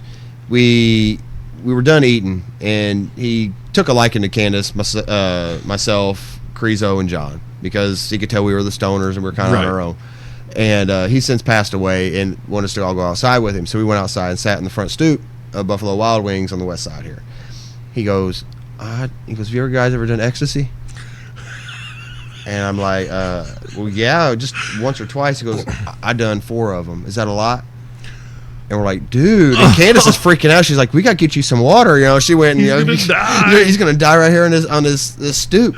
He's hitting Sabu level. Dude, he was the sweetest, nicest person in the entire world. All the hugging, Dude, and it was insane. And even aside from the drugs, I was going to bring up Johnny Grunge because I love Public Oh, Enemy. yeah. But here's the thing. All the stories I hear, Johnny Grunge was one of the boys. Everyone loved grunge. Everyone hated Rocco Rock. Yeah, I heard that after the fact. I told Hated people him. this story. And that grunge barely got along with him. Yeah, and they said the same thing. Said he would have treated you the same if he was on X or not. Yeah. And he was just one of the most loving guys ever. And I love his brother Joey Grunge doing shows in Illinois, and he's the same way. First time I met him, he'd treat me like he knew me this whole entire life. I love those guys like that. Yeah. But yeah, that was just one fun little story of that. And besides seeing Sabu and Alfonso hurry up and run into the limo, and they go pulling off real quick. I mean, just all kind of randomness like that with those guys. But you saw Johnny Grunge tripping on 4 hits of X. yeah, pretty much so. And then seeing Sandman take handfuls, chased by shots. I'm just like, and we're just in awe. Like, and these guys are still going and still seeing that they're, well, some of them still around to this day. And then level of Percocets and Vicodins and all that. Oh my god! changed the way I look at a lot of things. Drink a lot of Mountain Dew now, but that's about it. Like I don't see how some of these made through it. I don't understand how Sabu still walks. No, I don't either. It's got to be sheer will. Yeah. Has to be at this point. Like how many times can you break your neck and, I and was everything gonna else? remember all the times he's broken his neck. Yeah. Like, Jesus. But yeah, I'm gonna have to scribble some of these down and do a part 2 of some of these insane stories. Even kind of You need thinking to some write of the a stuff. book is what you need Yeah, to do. I've been told that, kind of sitting and watching from afar. I've seen a lot of shit. I mean, but being a part of it, sometimes I would just kind of stay afar and just watch it happen. Yeah. But But taking you've notes. had first-hand account. Oh, man. there's been and you got almost 20 years of it. Yeah. Like, And it's hard to kind of realize all that at the end of the day. Yeah. And it was gone when for you so get an long, outsider's and then- perspective, though, it's one of those. Oh, maybe I do have some story. Well, shit, he's right. Yeah, I might be good, dude. dude. Just literally, all you have to do is do you have a laptop? Oh yeah. Yeah, man. Just sit down, Started typing. Just start typing. You don't even have to be like, I started this in 2000. What? No, just start typing stories, and the rest will flesh itself out. Just do that, and then you can find plenty of people, even around here, that are English majors or whatever, that'll edit and proofread it for you. Shine it up real nice. Yes, Oh, yeah. polish it up, and then you can publish it yourself through Amazon. That's a good point. Yeah, I've Yeah, seen a lot man. of the self-published books on there. Yeah. Something to think about, because some of these stories, it's from the New Jack playing Madden football. Right. I mean, how many people have that story? No, and that's kind of a fun one. He got up to go use the restroom, and I wanted. How many people's wives told New Jack, I fucked the ring announcer? Yeah, no shit. Like- and my daughter was born about that time, and my daughter, my wife, she's mixed, as we Right. kind of talked about. My daughter had really curly hair, and we were talking about her curly hair, and New Jack said something. I said, "Yeah, she's got that really kinky ethnic hair." And he got so shitty. He started reaching for the fork, and before I realized that, wait, I may have said something out of school here, and even kind of thinking after the fact, like, how many of these stories end up getting me chased down and stabbed later in my life? But yeah, one of the fun was with New Jack. He got up and he went to the bathroom, so I stole his chair playing Madden, and he came back, and he can't see out of his right eye because of that fall against Vic. What was his name? I know what you're talking about. Yeah, off the balcony. Yeah. And old dude landed on his head. And he kept saying, "Josh, I can't see my goddamn eye. I can't see out my eye." And he starts reaching for that fork. And we were joking with him. He's like, you don't keep a fork with you everywhere you go. And I'll be goddamn. He pulled his pocket out, and there it was. And then one more fun one I know won't get me in too much trouble. We went to a local strip club, and it wasn't one of the nicer ones here in town. It was one that didn't charge any cover charge. So we go in and we're sitting up at the bar, and they've got more stab wounds than New Jack does. Yeah, no shit. Are those track marks or what's going on? Or did you donate plasma? Exactly. It could be either. You got to make ends meet, huh? Yeah, no doubt. Well, this girl, she was dancing, and she wasn't too happy because she wasn't getting tipped. And New Jack, he reached his hand in his pocket. He stood up, had a handful of change. I swear to God, on everything that's holy, threw this handful of change at this woman and goes, "Ah!" So we get like a John Rocker, we'll bring up the worst possible example, pitch and threw this change at this woman, goes, "Ah!" And she got so shitty. Security then comes over to New Jack. And we was like, it's about to go down now Oh, God. because this ain't gonna be pretty. He don't give a fuck, and he No. don't throw a handful of change at the stripper. We're getting kicked out. It's just the way it goes. And they went outside. They came back in, and we had drinks. We never asked what the fuck happened, but we had free drinks for the rest of that night until New Jack's like, all right, guys, you want to go? And we got up and left. It was seeing that he operates on a whole other plane. Somebody and- had a come to Jesus meeting Yes. out in that parking lot and realized, oh, we're not the same thing. No, and we sat and thought, it's like, how many of these wrestlers go out and this is what their night entails? We're looking at this like this is a story I'm gonna tell forever. Think about the stories of the Horsemen. Oh fuck, some of those Flair stories Oh, and my God. just being Arn Anderson watching it in the corner or some of the shit. It's insane. Just the Or like stuff when we see Barry in a couple Windham nights. was in the group Oh, with fuck. them. Jesus. And Dusty would be there too. Oh, God, and yeah. Dusty was like, I felt like a rock star all the time. I'd be the biggest thing in the bar, and then all of a sudden, here they come. You'd always know when the Horseman walked in the bar because everybody would leave your ass just sitting where you were. I was like, oh my God. Oh yeah. Like, he said it might as well have been the Rolling Stones walking into the bar. That's crazy, man. That's good. It's crazy. And then to even see it on the other side, because we've been in bars with veterans that are past their time, and the crowd not reacting to them, and watching this guy go around and say, "Do you know who I am? Do you know who my dad is?" And it was crazy to see. And that name won't come out on air because it's I've one of those. seen it a couple. It's horrible. And just a few years ago, you were that guy. You were the Dusty and whatever. But it's a wild ride. I think I can think of one that you're talking about, and he's no longer here. Yeah, that's one of them. Yeah. Yeah. Yeah, but yeah, it's and Yeah, that guy, a great guy. I've seen him down at the low before he went. I was like, oof. But That's rough. It's crazy. Some of them, the highest of highs, the lowest of lows. Some get out before they get to that point. Like I love seeing Necro Butcher stuff online. He disappeared for a while. I was like, what's going on? And then see, he's happier now than he's ever been. I was just talking to someone today about Necro Butcher. Oh yeah. No shit.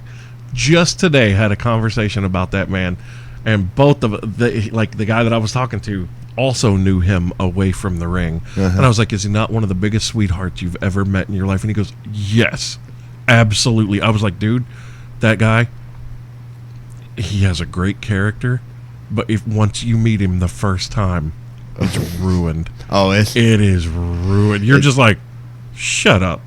Yeah. Oh my God, you're way too nice. I know you now. It was crazy. He was super nice when we met him, and we went to Steak and Shake with him and Pondo after a show, and that's one of Pondo's favorite people. Yeah, and it was one of my favorite stories. Those little peppers that they have in the jar on the table, Steak and Shake. Yeah, he downed the thing of peppers, just trying to show off on the table and having a good time, and his shake wasn't ready yet.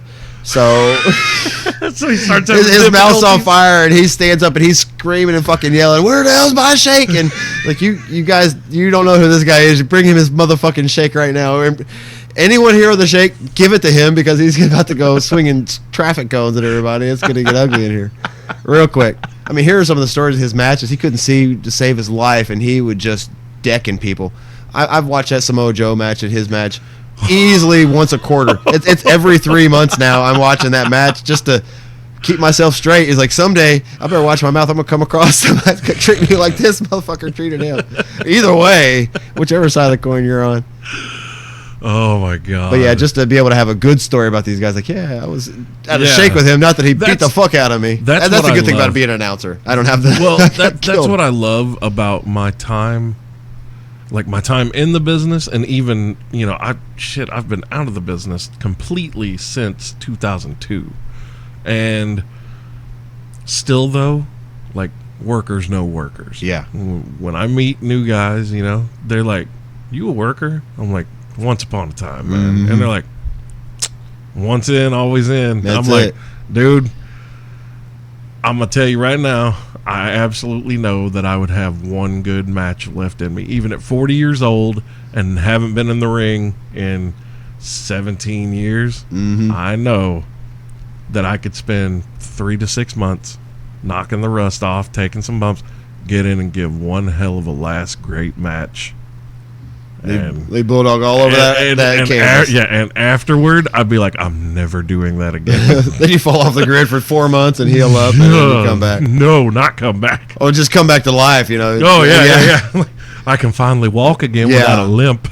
Yeah, even now, just after the show for about 3 hours, I don't have any voice. Like, I am getting too old for this shit. I couldn't imagine if I was out there actually doing something. It'd be horrible. Oh, the Terry Taylor thing. Oh, yeah. So, Rudy's wedding. This is in 2008 in Tennessee. All right. I go, and the funny thing is, Cowboy James Storm and I had become buddies through Rudy. Mm-hmm. And me and Chris Howe were providing James with a bunch of ideas for his character and his gimmick and everything. And this was right about the time he was beginning to team with Robert Roode. Okay. And they were becoming Beer Money Incorporated. And actually, the funny thing is James Storm named his fan club after me and Chris because we started calling ourselves the Cowboy Pub Crawlers. Oh. Because he did that cowboy pub crawl looking for wino. Remember that rhino? Yeah. And so I told Rudy, I was like, you tell James Storm that me and Chris have dubbed ourselves the Cowboy Pub Crawlers, and we made this whole thing, this big banner when TNA came here for my birthday in 2008. We were this huge banner. Were you there for that show? No. Oh, dude, it said Cowboy Pub Crawlers Local 151 Proof. Oh, that's awesome. But James, of course, gets a concussion and isn't able to be at that show. Oh. We were pissed. But Robert Roode was there. And I also made a sign that said Robert Roode Banks, Booker T Skanks. That's during their feud. And, you know, he had Peyton Banks. Oh, yeah. And Booker T had his wife, Charmel. And Robert Roode called Booker T's wife a skank. Booker T and Charmel comes out. And I'm holding up this sign. We're in the front row. We're right in front of the ring. I'm holding up this sign, and it says, Robert Roode Banks, Booker T Skanks. Booker looks at it and goes, laughs, and Charmel smacks him on the shoulder and goes, oh, my God. And he goes, that's not right, guys. But you can see he's trying not to laugh, and she's trying not to laugh. We almost broke Robert Roode. Oh. Because now it's his turn to come out. And Peyton is in front of him and coming down the heel side at the Coliseum. Peyton rounds the corner. We're right there. And she sees the side and she goes, yes! And all of the S's were dollar signs on the Robert Roode Banks, Booker T Skanks. And Robert rounds the corner and he sees it. And at the time, he still got his long hair. Sees it, starts to laugh. And has to stop walking and flips his hair down in front of his face my God. And looks at the floor for like 10 seconds. Okay. Yes, regains his composure, flips his hair back, just looks at us and gives us a nod. Stone faced, but he started laughing before that. Oh, that's great. Like he was like you literally. We saw his face go, and he had to flip his hair down, and then he regained, looks up. Anyway. Oh, that's funny. So, Rudy's wedding. I get there finally. James has been waiting for me. All right? So, James Storm sees... Keep in mind, we've never met at this point. He's seen pictures of me. And he knew who I was. We've talked through emails and shit. He, runs right up and he goes, hey, brother, how you doing? Blah, blah, blah. We might as well have been two peas in a pod, dude. It was like we had been best friends forever. I wish I'd known that. I worked with James Storm. Oh, he's fantastic. I'll tell you more about that in a little bit. He is fantastic. Anyway, then, me and James are standing there with Jeff Jarrett, who has known me since I was a child. My dad used to be one of the EMTs that worked at the Coliseum back in the day in the locker room.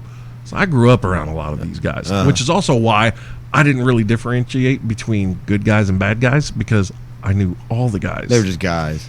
Jerry Lawler and Bill Dundee and Missouri Tiger Jeff Gaylord. I remember Jeff Jarrett when he was real young. You know what I mean? Oh, yeah. I knew all these guys. Billy Travis.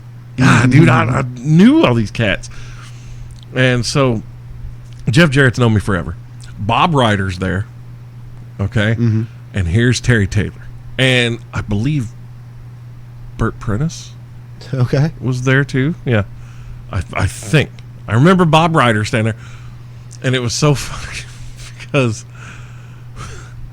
we're all shaking hands and everything, and I know Bob Ryder, through Rudy, and he just goes, "Hey, Bulldogs, good to see you again, man." Blah blah blah. Terry Taylor's standing there just sizing me up, and his eyes are the size of baseballs, dude. And I'm in a tux. I'm in the wedding, okay? I'm one of Rudy's groomsmen. But I'm in the wedding, and my mohawk is up, and my spikes are in my face, and all that good shit. And I'm a huge man. Yeah. And Terry Taylor goes, "Who the hell is this?" And Bob Ryder goes, "That's Bulldog, man. That's Rudy's best friend." He goes, "Why the fuck does Bulldog not work for us?" This is when he was with TNA. Why the fuck does Bulldog not work for us? Oh, shit. And I was just like, oh, hell no, dude. I have left this business behind. Yeah. I'm done. And he goes, "You could be undone. Jesus, dude, you're a monster." Oh, that's great. Like, he was just enamored. Also, EY was there. Eric Young. Hilarious. Really? Dude, I'm up, during the wedding. Mm-hmm. My ex-wife is sitting with James Storm and Eric Young, and those three jackasses are just sitting there having a hell of a time making fun of all of us. Oh, I bet so. Like, they're just murmuring to it. You hear them snickering. I'm like, and I'm looking down at them. But then afterwards, for the reception, at this table, it's me, James Storm, Eric Young, Jeff Jarrett, and Jeremy Borash. Oh, wow. I'm pretty sure Borash was coked out of his fucking mind. I could be wrong, but I don't think I'm wrong. He wasn't on coke. He was on something because he was having an extra good time past everyone else's good time. But anyway, he was super nice. Oh, was he? Super nice guy. But me, Jeff Jarrett, Eric Young, James Storm, we're all just sitting there at this table. Terry Taylor comes over and sits at the table, and I think instantly realized, wow, I do not belong at this table. Because these are four jackasses that apparently know each other, and I don't know any of them well, like, more than they know each other. Yeah, it was weird. Like, we were in it. And then Chris Howe, I call him, and I let James Storm leave a voicemail for him. Well, then Chris calls me back. Or no, I'm telling Jeff Jarrett a story about Chris. Jeff goes, "Well, call your buddy on the phone right now, blah, blah, blah." And I was like, "You don't want me to do that." I was like, "He's going to hurt your feelings." And he goes, "What do you mean?" I was like, "He will bust a promo on you over the phone. He does not care that you're Jeff Jarrett." He goes, "Oh, yeah, watch this." He goes, "Call him." I call him. Jeff puts it on speakerphone. Chris goes, "What's up, man?" Thinking it's me. He goes, "What's up, man?" And Jeff Jarrett goes, "Listen up, slap nuts." Chris cuts him off and goes, "Let me tell you something, Jurassic slap ass. I don't need you calling my phone, wasting my time trying to ramble your petty bullshit." Just starts mouthing off. Great. James and Eric Young are dying, dude. Dying. He rattled off on Jeff Jarrett for no less than 3 minutes, and Jeff goes, "I don't know how to feel about myself now." It was like, why ain't he working for us? Shit. It was so great. I was like, "Chris, I love you. You did exactly what I said you were going to do." And he goes, "I don't give a shit if Jeff Jarrett's calling me. I'll run my mouth all over him all damn day." That's fucking great. That is so cool. Yeah, Craziness. I did a show with him, back to the James Storm. Yeah. For All-Star Wrestling, one of my favorite people in the world, Gary Damer in West Virginia, puts on some great shows.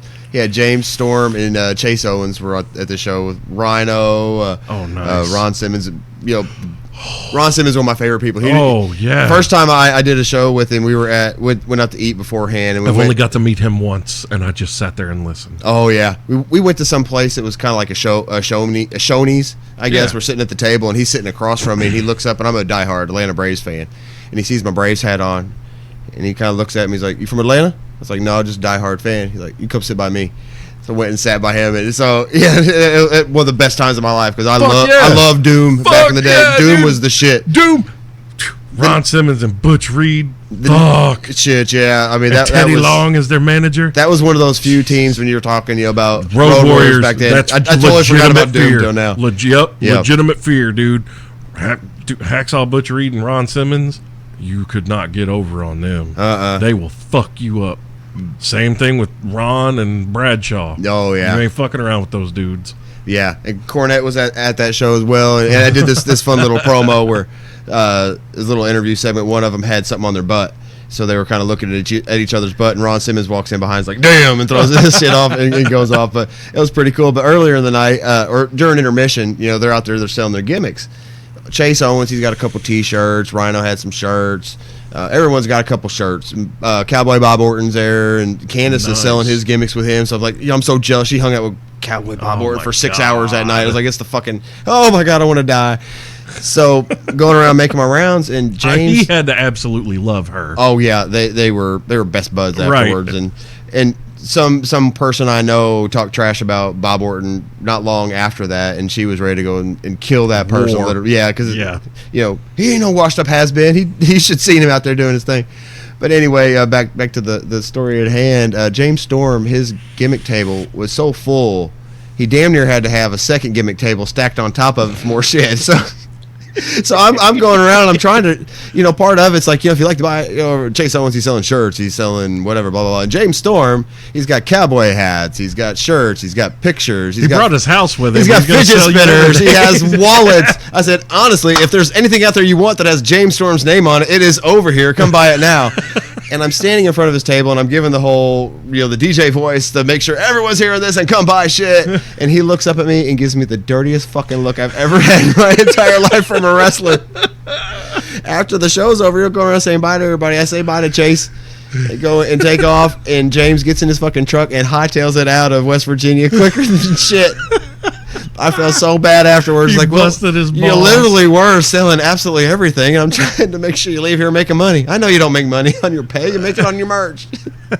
Buy a fucking fidget spinner, whatever the word is.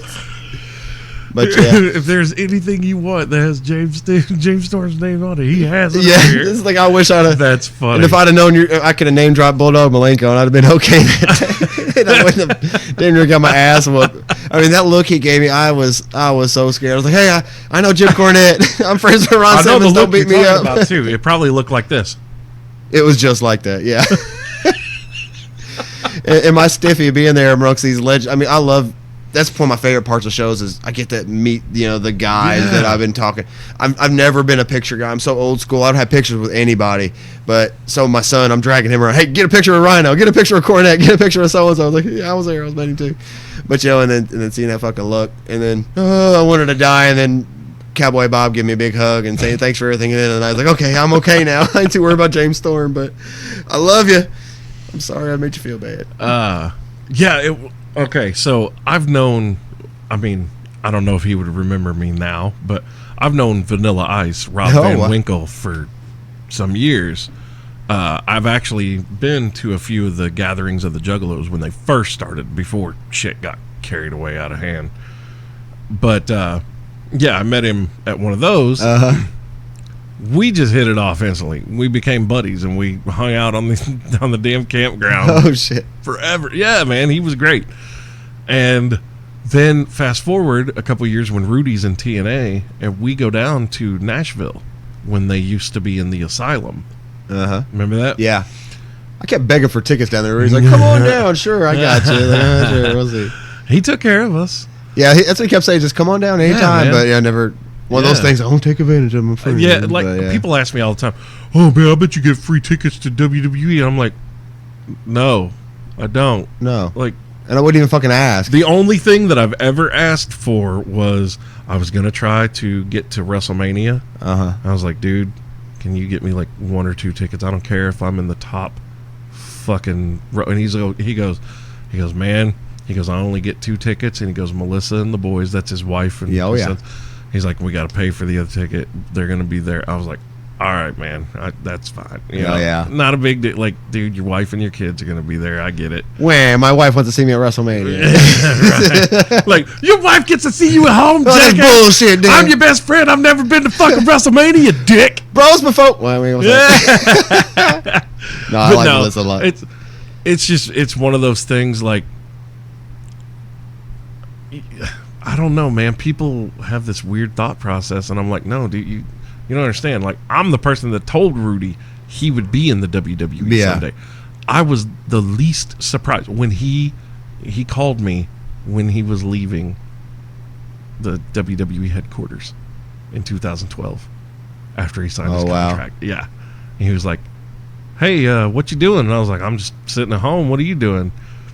And he goes, "Oh, I'm in Stamford, Connecticut." And I was like, "Shut the fuck up." Oh, and he wow.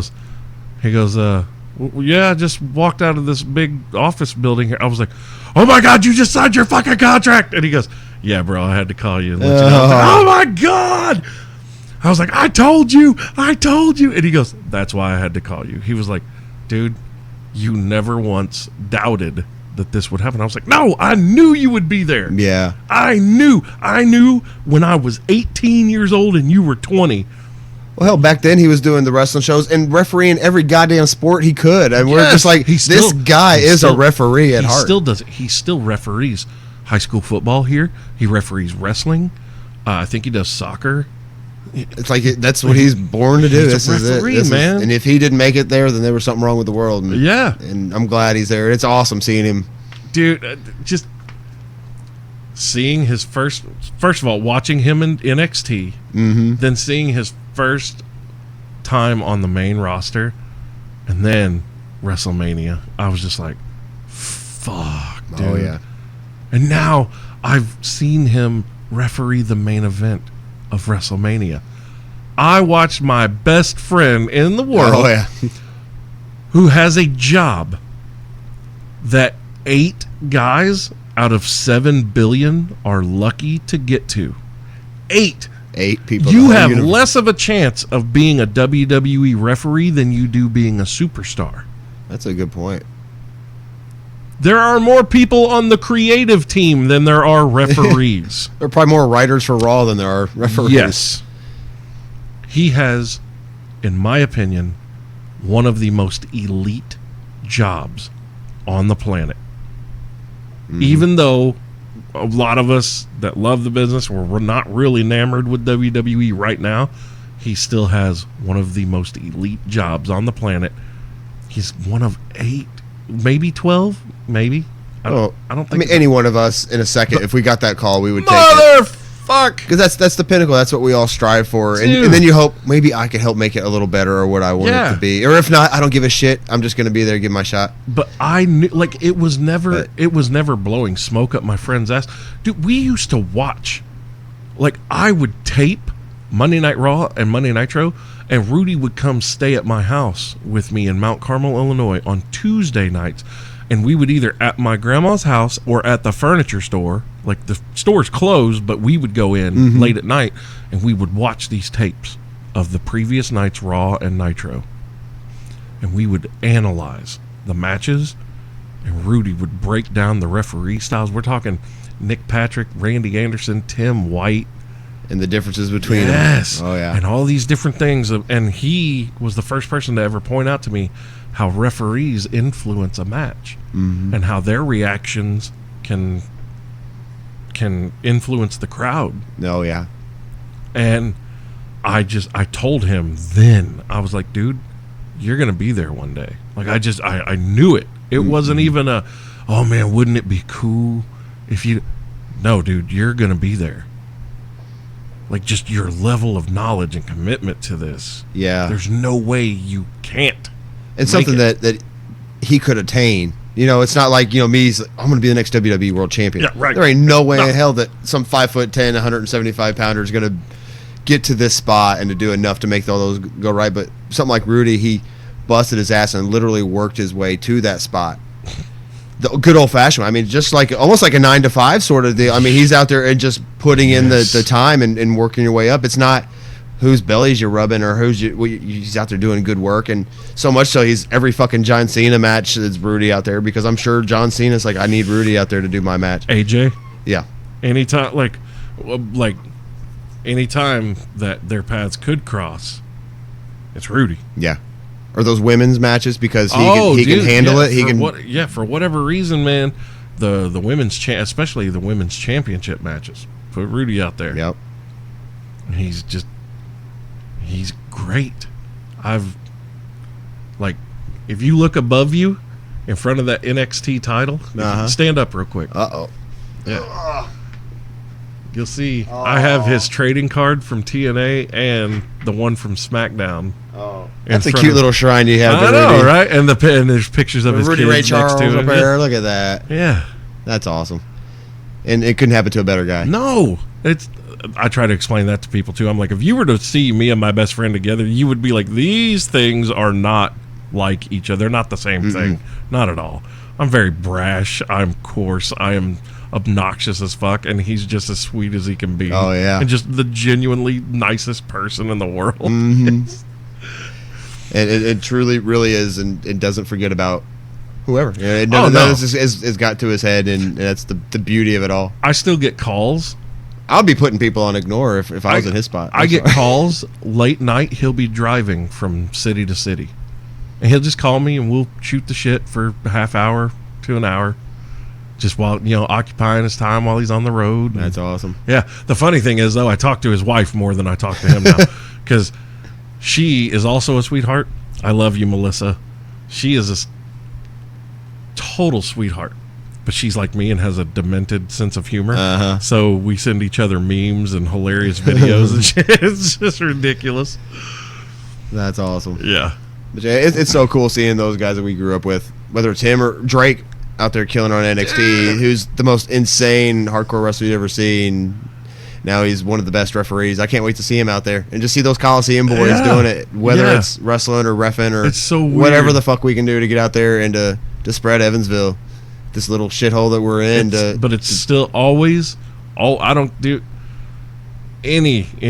See, now it gets lost because there's so many indies and there's no territories anymore. And so all of that gets lost in translation. But you go read any wrestler's autobiography. Mick Foley, Ric Flair, they all the old guys, they talk about Evansville. Yeah, they talk about Mick Foley, I'll never forget one of his books. He was like, the smell of the locker room in the bowels of the Coliseum will never escape my nose. Mine either. It's something that sticks. It sticks with you, man. That dingy old building, but God, it doesn't matter if you put 200 people in there. You turn those lights on, and there's a wrestling ring under it. It is magic. We've been in there with 30 people, and it feels just the same. Magic. And because that place, the acoustics in that place are magnificent. So even if 30 people are yelling, it sounds like a fucking arena, man. And that's the beauty. You're going to get the 30 of the most hardcore assholes out there yelling and screaming at you. And it's going to sound like a lot more, and it's going to feel like it's more. Yeah. But yeah, I would love to see that building filled up. Me like too. It was back in the day. Me too. I mean, there are promotions here that are doing it, but if everyone could come together somehow and make this happen. That's what I'm seeing is we have like 3 semi-decent promotions around here. And if these dudes could just figure it out and be like, hey, I bet we'd stand to make a hell of a lot more money together if we started running bigger shows. Yeah, even if they did, oh my God, imagine if they treated it like a Clash of the Champions. Oh, I put something out there. Once every 3 months, these 3 promotions come together. Or just once a year. Oh, yeah. Yeah, there you go. And fuck, let's do it for charity. Fucking Southern Indiana WrestleFest or some shit like that. And you got 3 promotions that come together and bring all these dudes in. That event could be 4 or 5 hours long, man. And people would not get, when you're sitting there in the event, you don't get bored. No, not at all. It's non-stop, start to finish. I'm on many shows that have 9-10 matches, and you do it right, and you can keep them there the whole time, and do it right. But yeah, there's so much local talent that could pull it off. Even guys that are, because these local pools are so full out there doing stuff other places. Yeah, it's crazy. God, that's another reason I need to win the Powerball or something. I would step in and throw my hat in the ring and be like, look. My biggest thing now is I keep going to these fucking buildings and looking around like, yeah, you can fit a ring in here. You can fit about 200 in here. And my latest one is drive me insane is the old CVS or Walgreens building. You know, any of those old empty buildings, you go look inside. Morgan Avenue? Yeah, Morgan Avenue, right at Oak Hill. That's perfect. Like, can someone just spot me about $1 million and be good to go? God, put a T-shirt shop in the front. A wrestling house, man. That'd be perfect. Oh, my God. It would be. I looked in there, and there's enough spacing with the poles where you could do it just right. But you ain't gonna make enough money on that. But Tony's done his thing over there in Jeffersonville with running that arena and just having wrestling there every night of the week. You have different promotions come in and do your thing. You have a nice safe place for them to do it. If something like that could come off here, there's a plenty of buildings around that could fit that sort of thing. I would build a well-insulated pole barn. Oh yeah. And I would put in like padded bleacher seating and then have the floor seating, like nice padded chairs. And that ring would be permanently set up and maintained. It would have lights. There would be production value. If I were a millionaire, that is exactly what I would do. And I guarantee you I could turn a shitty... And it would be climate controlled. Mm-hmm. Like, it doesn't matter if it's winter or summer. It's going to be nice inside. It's going to be about 65 degrees. It's going to be perfect. It's got to be, because it's going to heat up when the lights and shit come in. Exactly. But yeah, we think about that all the time. And there would actually be like full dressing room, like an actual locker room. Oh, yeah. And 2 complete entrances, like entranceways. Oh, the old for school heel and face. Yeah, man. Oh, yeah. Have it set up where they come out the opposite ways. Man, it's a sickness now. Everywhere I go, I'm measuring up. Like, yeah, you can fit about a 16-footer in here. I'd rather go 18, but we can do. My brother got married not long ago, and it was the old Lock and Dam in Newburgh, little bitty ass building. I was like, you can probably fit a ring in here, but you might have to settle for a 12 or a 14. Yeah, but yeah, it's nonstop, and that's the fire's been relit. It feels awesome now because of a lot of this smaller stuff. That's why I'm afraid to go to any of these shows. Yeah. I haven't gone to a Big B or a New Focus or MECW or any of these other things. I have not gone because I'm afraid. Uh-oh. You're afraid it's going to light the fire? I'm afraid I'm going to be on the horn with Kentucky, and I'm going to be like, hey, I need to schedule a physical. I got to become a manager. And that's what happened to me. I stayed away for a very long time. I didn't watch any wrestling during CM Punk. I mean, there's a big portion of, it was probably 6 or 7 years had nothing to do with wrestling whatsoever. Really? So whenever Johnny gave me a call, hey, you think of starting these shows up, Salvation Army, blah, blah, blah, are you interested? See, I did go to one of those. No, I was like, yeah, I'll do that. Yep. But yeah, that ruined me. I did go to one of the Salvation Army shows, and I can't remember the dude's name, but he looked like Jesus wearing a purple robe. No. Do you know who I'm talking about? And he was hilarious. Like, he was one of those very arrogant guys. Oh, I can't even. Oh, my God. He cracked me up. Because to be fair, during that time, that's whatever I told. I was like, I went through, there's probably 300 wrestlers that came through those Salvation Army shows. Yeah. Johnny was running 10 matches a night. And I remember 40, 50 people on the card. I remember the Canadian kid. Yeah, he's still out there. I mean, he's, for his size, he is the most, probably the best high flyer we got around here. Yeah, and he's damn near 40 years old. Right. We laughed because at first we were like, Canadian kid. And then all of a sudden we're like, that dude's better than the majority of these guys. Yeah, he was doing shooting star presses before I seen anyone do a shooting star press. Another one, you know him as well as I know him.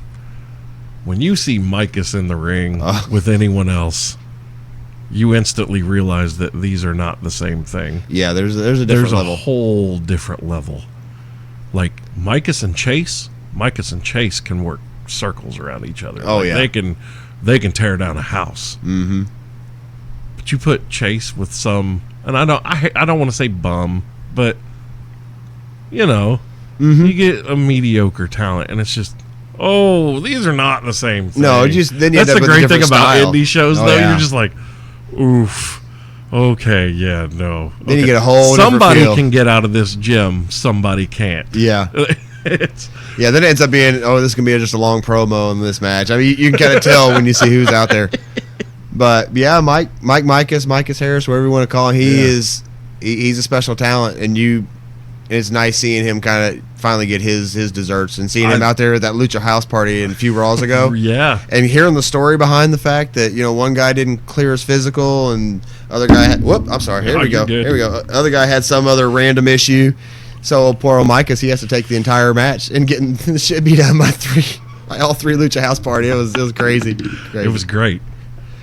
Crazy, but yeah, it is one of those things. Like I watch with interest, great interest, the things that Micus does, because I'm like, ooh, when's he gonna hit?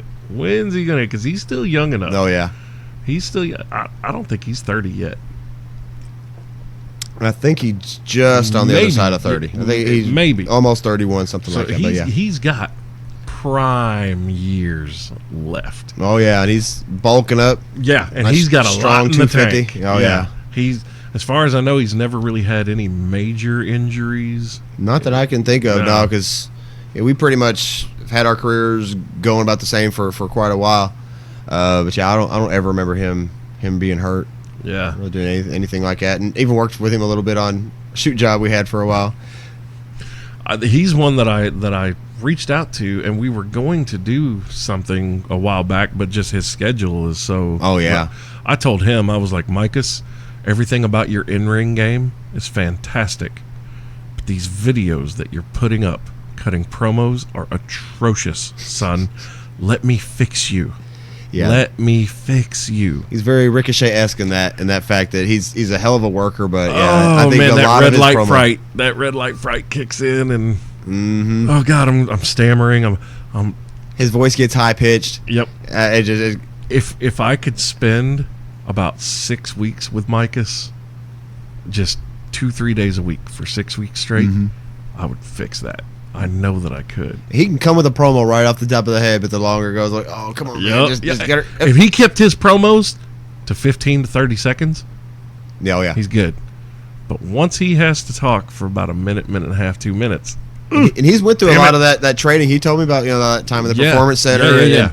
and improv and doing whatever. But yeah, be able to sustain it and to make it you be intimidating every time you come out there and be topical and be able to hang with a guy like Chase that can come out there and tear you down. Chase Or Tracy. Dude, Tracy Smothers been doing this forever though. Yeah. But Chase can run you down for 10 minutes and not miss a fucking beat, and he'll still have 30 minutes of ammo left. Like, you don't want to play the stick game with him. Nuh-uh. No. Hell, even mostly in real life, even just going to shake his hand the other day, he's like, "What? You can try to give me a reach around?" I was like, "I'm done. I've got nothing here. I'm just going to leave." It's like the conversation's over. He's always on. I'm done. And that's just it. Like, Micus has that personality. Like, especially when he's heel, Micus. Yeah. Oh, man. Oh, he can do it. I think it's still, I like to use it a lot. He still doesn't give a fuck, though. Yes. It hasn't been broke yet. Once Yep. that happens, because Jace is broke a long time ago. A lot of these guys that That's are really when out you there. really saw Steve Austin come alive, when Paul Heyman invited him to ECW, and he was just so fed up Yep. and done. That's when we got the glimpse of how great he could be. Yep. That's the biggest. You don't want to fuck with somebody who's give a fuck's broke. Yeah, and man. That's it. It's over. over. I got nothing left to lose. Yep. Now I'm going to destroy you, and I'm going to bring you down to my level, and then I'm going to stomp you down further. Yep. Yeah, man. Yeah, Micus he's right there. He's right there. It feels like there's a few of these local They're guys using that are him right there. more and more. Like, I think, honestly, you know what I would love to see? This is I'm not joking, and I'm not pandering to the AEW thing, but how great would it be to see Micus, the immaculate Mike Micus, go in as a babyface to AEW and have, like, once they're on TV, and have like a 3 to 6 month program with MJF. Oh, that'd be awesome. Oh my God. Yeah. You want to talk about something that'll finally break Micus's give a fuck, and then I could write this entire 6 month program out. I could do it. AEW, get at me, bruz. I can do this for you. You sign Micus, I'll write the whole. You don't even have to do anything. I will write the whole goddamn immaculate Mike Micus versus MJF storyline for 6 months. Yeah, because I think And he makes the a really payoff- good face. And the payoff will be After Micus gets destroyed by MJF, Micus's give a fuck snaps, and instead of going after MJF, he goes after another rival face, and he and MJF become one of the most dynamic tag teams you have ever seen in your life. Because heel Micus and MJF together, fuck, Oh, yeah. man, that's a wrestling fan's wet dream come true. Oh yeah. The amount of hilarity that would ensue just from promo, and him getting to work with someone like MJF, who is another one. Give that man a microphone. He doesn't even need to wrestle a match. He's going to beat you down verbally. Yeah, exactly. For 10, 15 minutes, and you look stupid now. Mm-hmm. You have to resort to attacking him now. Yeah. Because you can't battle him on the mic. Yeah, and you're going to be punching him in the mouth. Yeah, exactly. This motherfucker. And I think that working with someone like MJF for about 6 months before Micus gets a heel turn on national television. Oh, yeah. Man. There's so many. That's what I'm saying. Like, Yeah. like I love doing this podcast. I honestly feel like I missed my true calling. I should have never tried to be a wrestler, I think. I should have tried to worm my way into, let me be your creative guy. Oh, let yeah. me get to know all of your guys personally, and let me get to know their characters. Mm-hmm. And I'm going to build you something.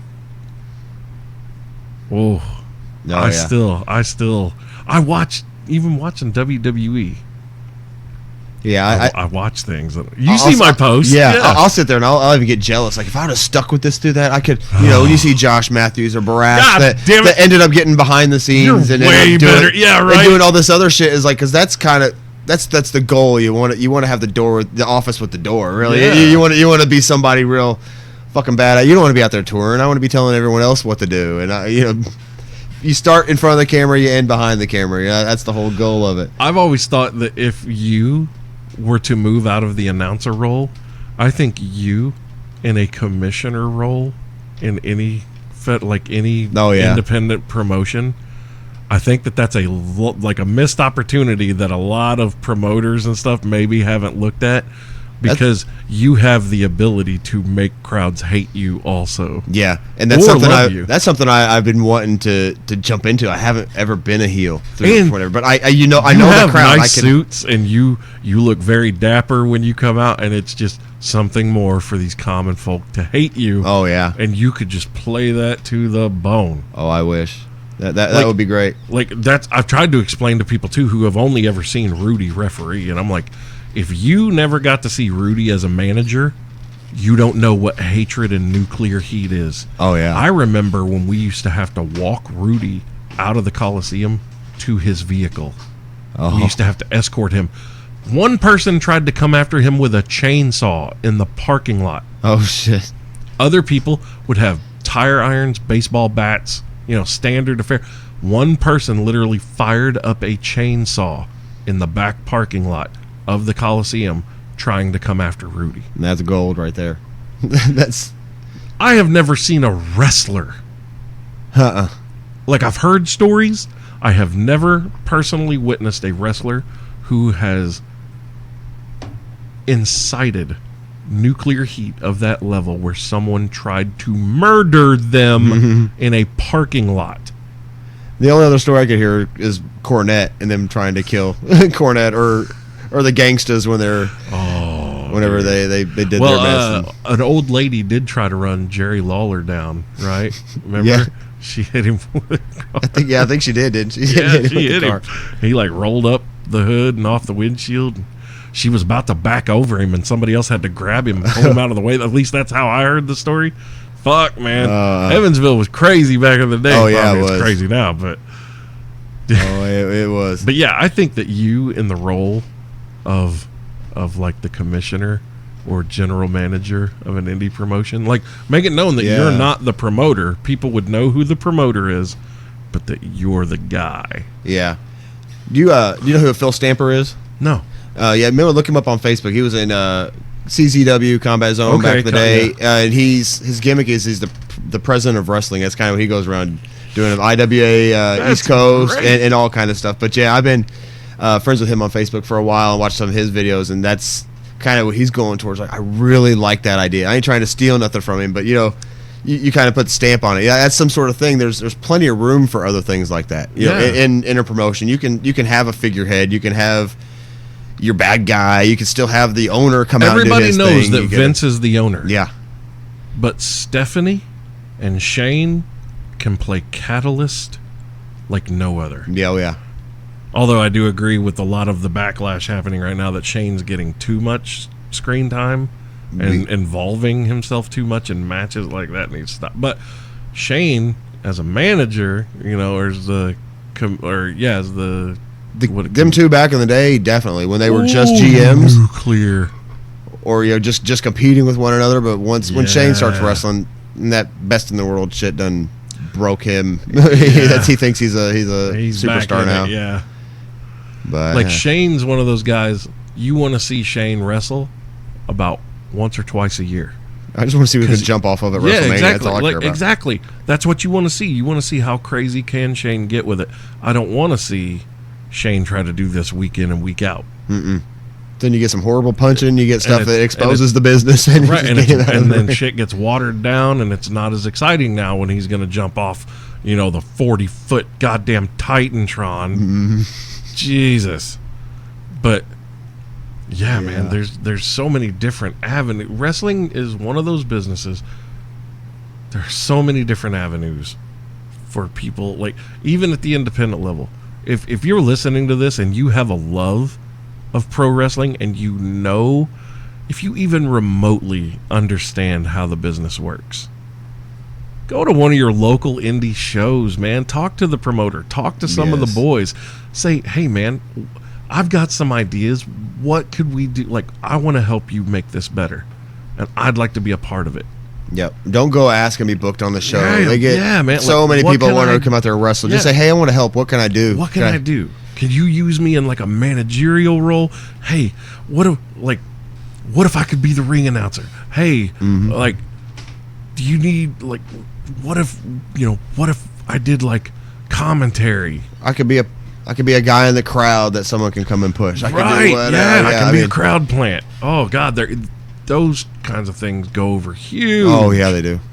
Huge. Anytime I see a video about wrestler attacks fan, blah blah blah, I'm like, the stunt granny. No. Yeah, right. Like you and I, we've both been around this long enough to know, ain't no wrestler risking that fucking lawsuit. Well, there's a few that might, but still, even then, man, that crossing the line into the seats. Yeah, coming the other way though, that does happen. When Jacob Fatu ran through that poor fan that come across the barrier. Right. I mean, you're gonna get, and they wait for that spot. Dude, don't be the guy, because they're waiting for someone to slip. You remember when Triple H and Stone Cold were having that match, and that fan jumped the barricade and tried to attack Stone Cold? Oh yeah, and Triple H beat the fuck out of that guy. Yeah, you want to talk about getting to see. There's the curtain pulled back for you. These two are in a heated rivalry.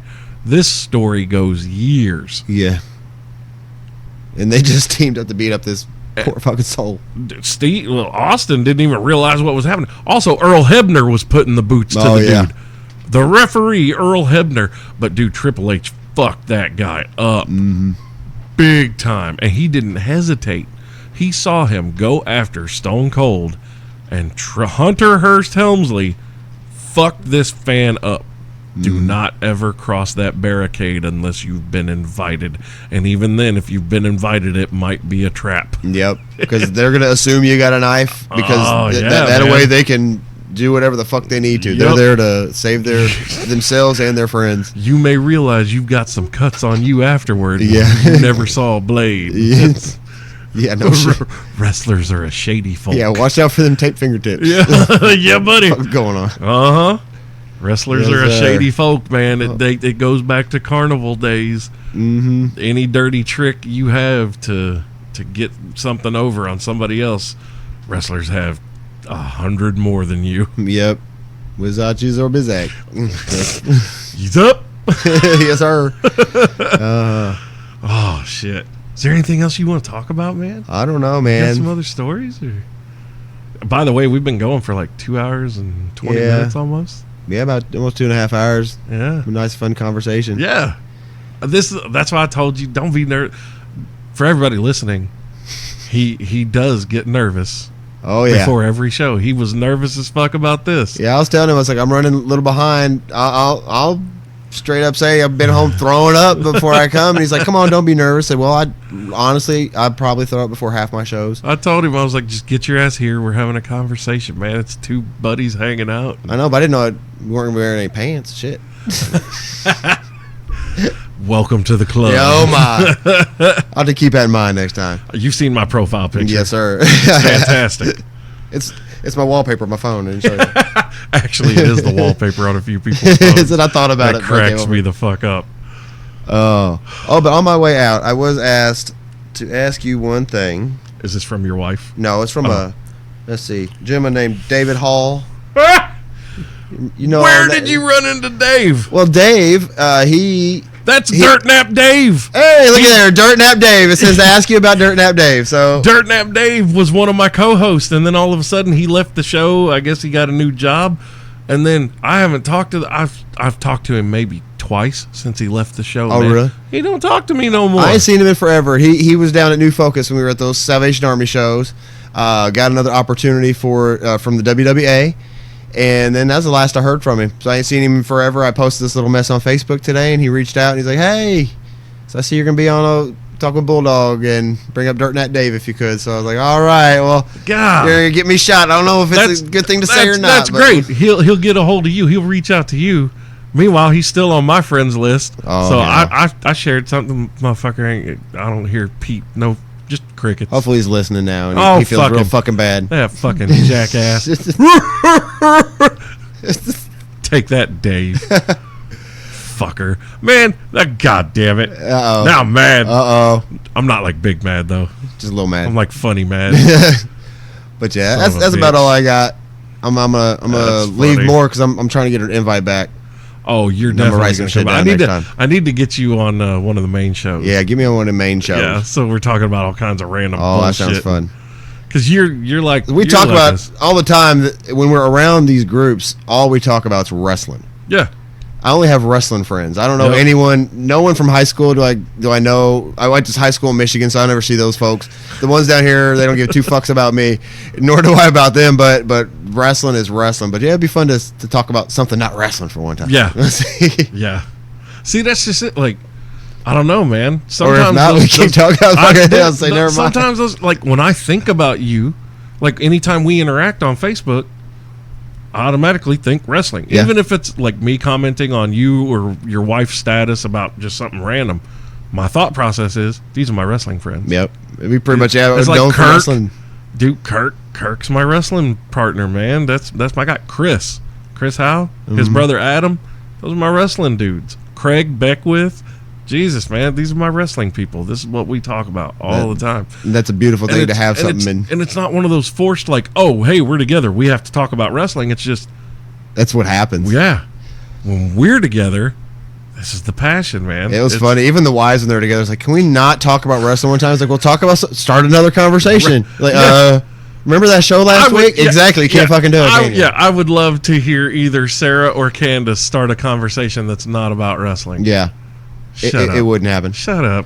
Candace maybe could, but Sarah, she sure as hell couldn't. That's her life. She's on the road with me Jason. and Sarah, we have great conversations. Anytime we get to be around each other, we always have great conversations. But it will always deviate to wrestling. Oh, yeah.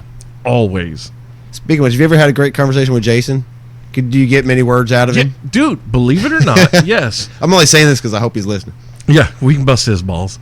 Believe it or not, yes. And I definitely want to get him and Chris Phoenix on the show together. Oh, yeah. To come do that'll be a 1-on-2 session, but I want to get those guys in here, and I want to get them kind of, in character a little bit, but then out of character. Yeah, because you don't want civilian Jason. You want Jason wrestler Kane. Jason. You want Jason Kane or Jason Legend as he is right now. Legend. Sorry. Yeah. That's He's my still card. gonna be. I can't call him Jason Legend, man. I know that's his new thing. But I'm not supposed to, but in the ring, when he tells me I call him Jason Legend, I'm going to do it, or else he'll make me get on my fucking knees or some random shit. And make me look like a piece of trash in front of 200 of my closest friends. So if someone says, call me Jason Legend, oh, yes, sir. I'll call you wherever you want. I'll call you daddy if you want. You don't beat me up anymore. Big Daddy Jason. Yeah, just don't wrinkle my tie.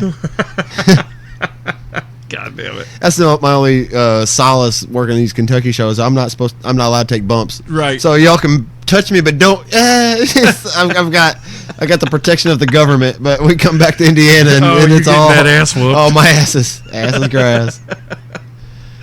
That's getting fucking reamed. hilarious. But yes, Jason actually has conversations. It has to be something that he's interested in, though. No, so You know? it was wrestling. But Jason is also one of those guys that you can have a full conversation with him, and he will be saying very little. Yeah. But when he does speak, it's very poignant and it is impactful. Yeah, I think that's kind of what we rib about. He takes his shots, like he picks his spots, and just like he works out what he wants to say before he says it, and then. Which is a lost talent. There are many people that don't do that. Like, that's for sure. listen to me, man. I just run off at the mouth constantly. yeah. I don't give a fuck. Yeah, I'm the same way. That's why I knew I should be doing a podcast. What can I do? I do Fridays by myself. There ain't nobody in here with me. I'm reading questions that get asked of me, and then I answer them however the fuck I see fit. Oh, yeah. And people are like, how the fuck do you just talk to yourself for 30 to 45 minutes? And I'm like, I can entertain the fuck out of myself. Yeah. I love me some me. Yeah, I'm like Kanye. I had two podcasts where that's all it was, just me talking in earphones. And like, who the fuck wants to listen to this? I do. Had 5 listens and they were all me. I know, I'm awesome. Just click and refresh. You look at me. Oh my god, dude, this has been great. It has. It's been fun. I'm so happy that you agreed to do it. Whenever I asked you to, I was like, man, he's not gonna come do this. I for real wasn't. That was a shoot. It was like not me. I was just messing around. I just wanted to comment, be part of the conversation, and it's like, what? I'm glad your wife and Sarah jumped in on that too. Like it may be fun, and it's one of those things that I've kind of been sitting and watching and only talking in a professional manner. No one really cared what I had to say, and it felt kind of good to. Yeah, man. Hey, man, tell us a little bit about what you see in here. That's just it. Like maybe some more, like some of the fans that are friends with you on social media and stuff. They're gonna see this. They're gonna come listen to this, and they're gonna be like, "Holy shit, man!" Like, oh, he's not just an announcer. Yeah, he's a wealth of wrestling knowledge too. Like that announcer has been around these guys just as much as the guys. Yeah, like it. Yeah, he is a boy. He's one of the boys. The only difference was I wasn't in the car from town to town. I was in this, one of two towns every week. But right. I saw them guys just the same as everybody else. But you have ridden with them from town to town, though. Well, a couple, yeah. I haven't had some of the fun, the long sustained road trips, yeah. but I have ridden in a car from Charleston, West Virginia, down to Gilbert, West Virginia, with Dennis Condrey in the car with me the original Midnight Express. And so, yeah, the Midnight Express. And just little short jaunts like that, or Al Snow following behind us so he gets to the venue correctly here in Vincennes. Like, why is this asshole on our butt so close? We get there and Snow's like, "Thanks, man. I would have been lost for one for you guys." Like, "Oh, great." Nice to meet you. Where's Head? And that's why Mick Foley makes fun of him constantly. Yes. That is why. He's like, why the fuck is this guy tailgating us? Oh, shit. Oh, my God. I know him. Josh Stratton, thank you so much for coming in, man. Bulldog Malenko, thanks for having me. This has been great. It's been a pleasure. This is the Bulldog Unchained podcast one-on-one sessions. I am the king of villains, Bulldog Malenko, and I'll be back Friday for 30 minutes of mayhem.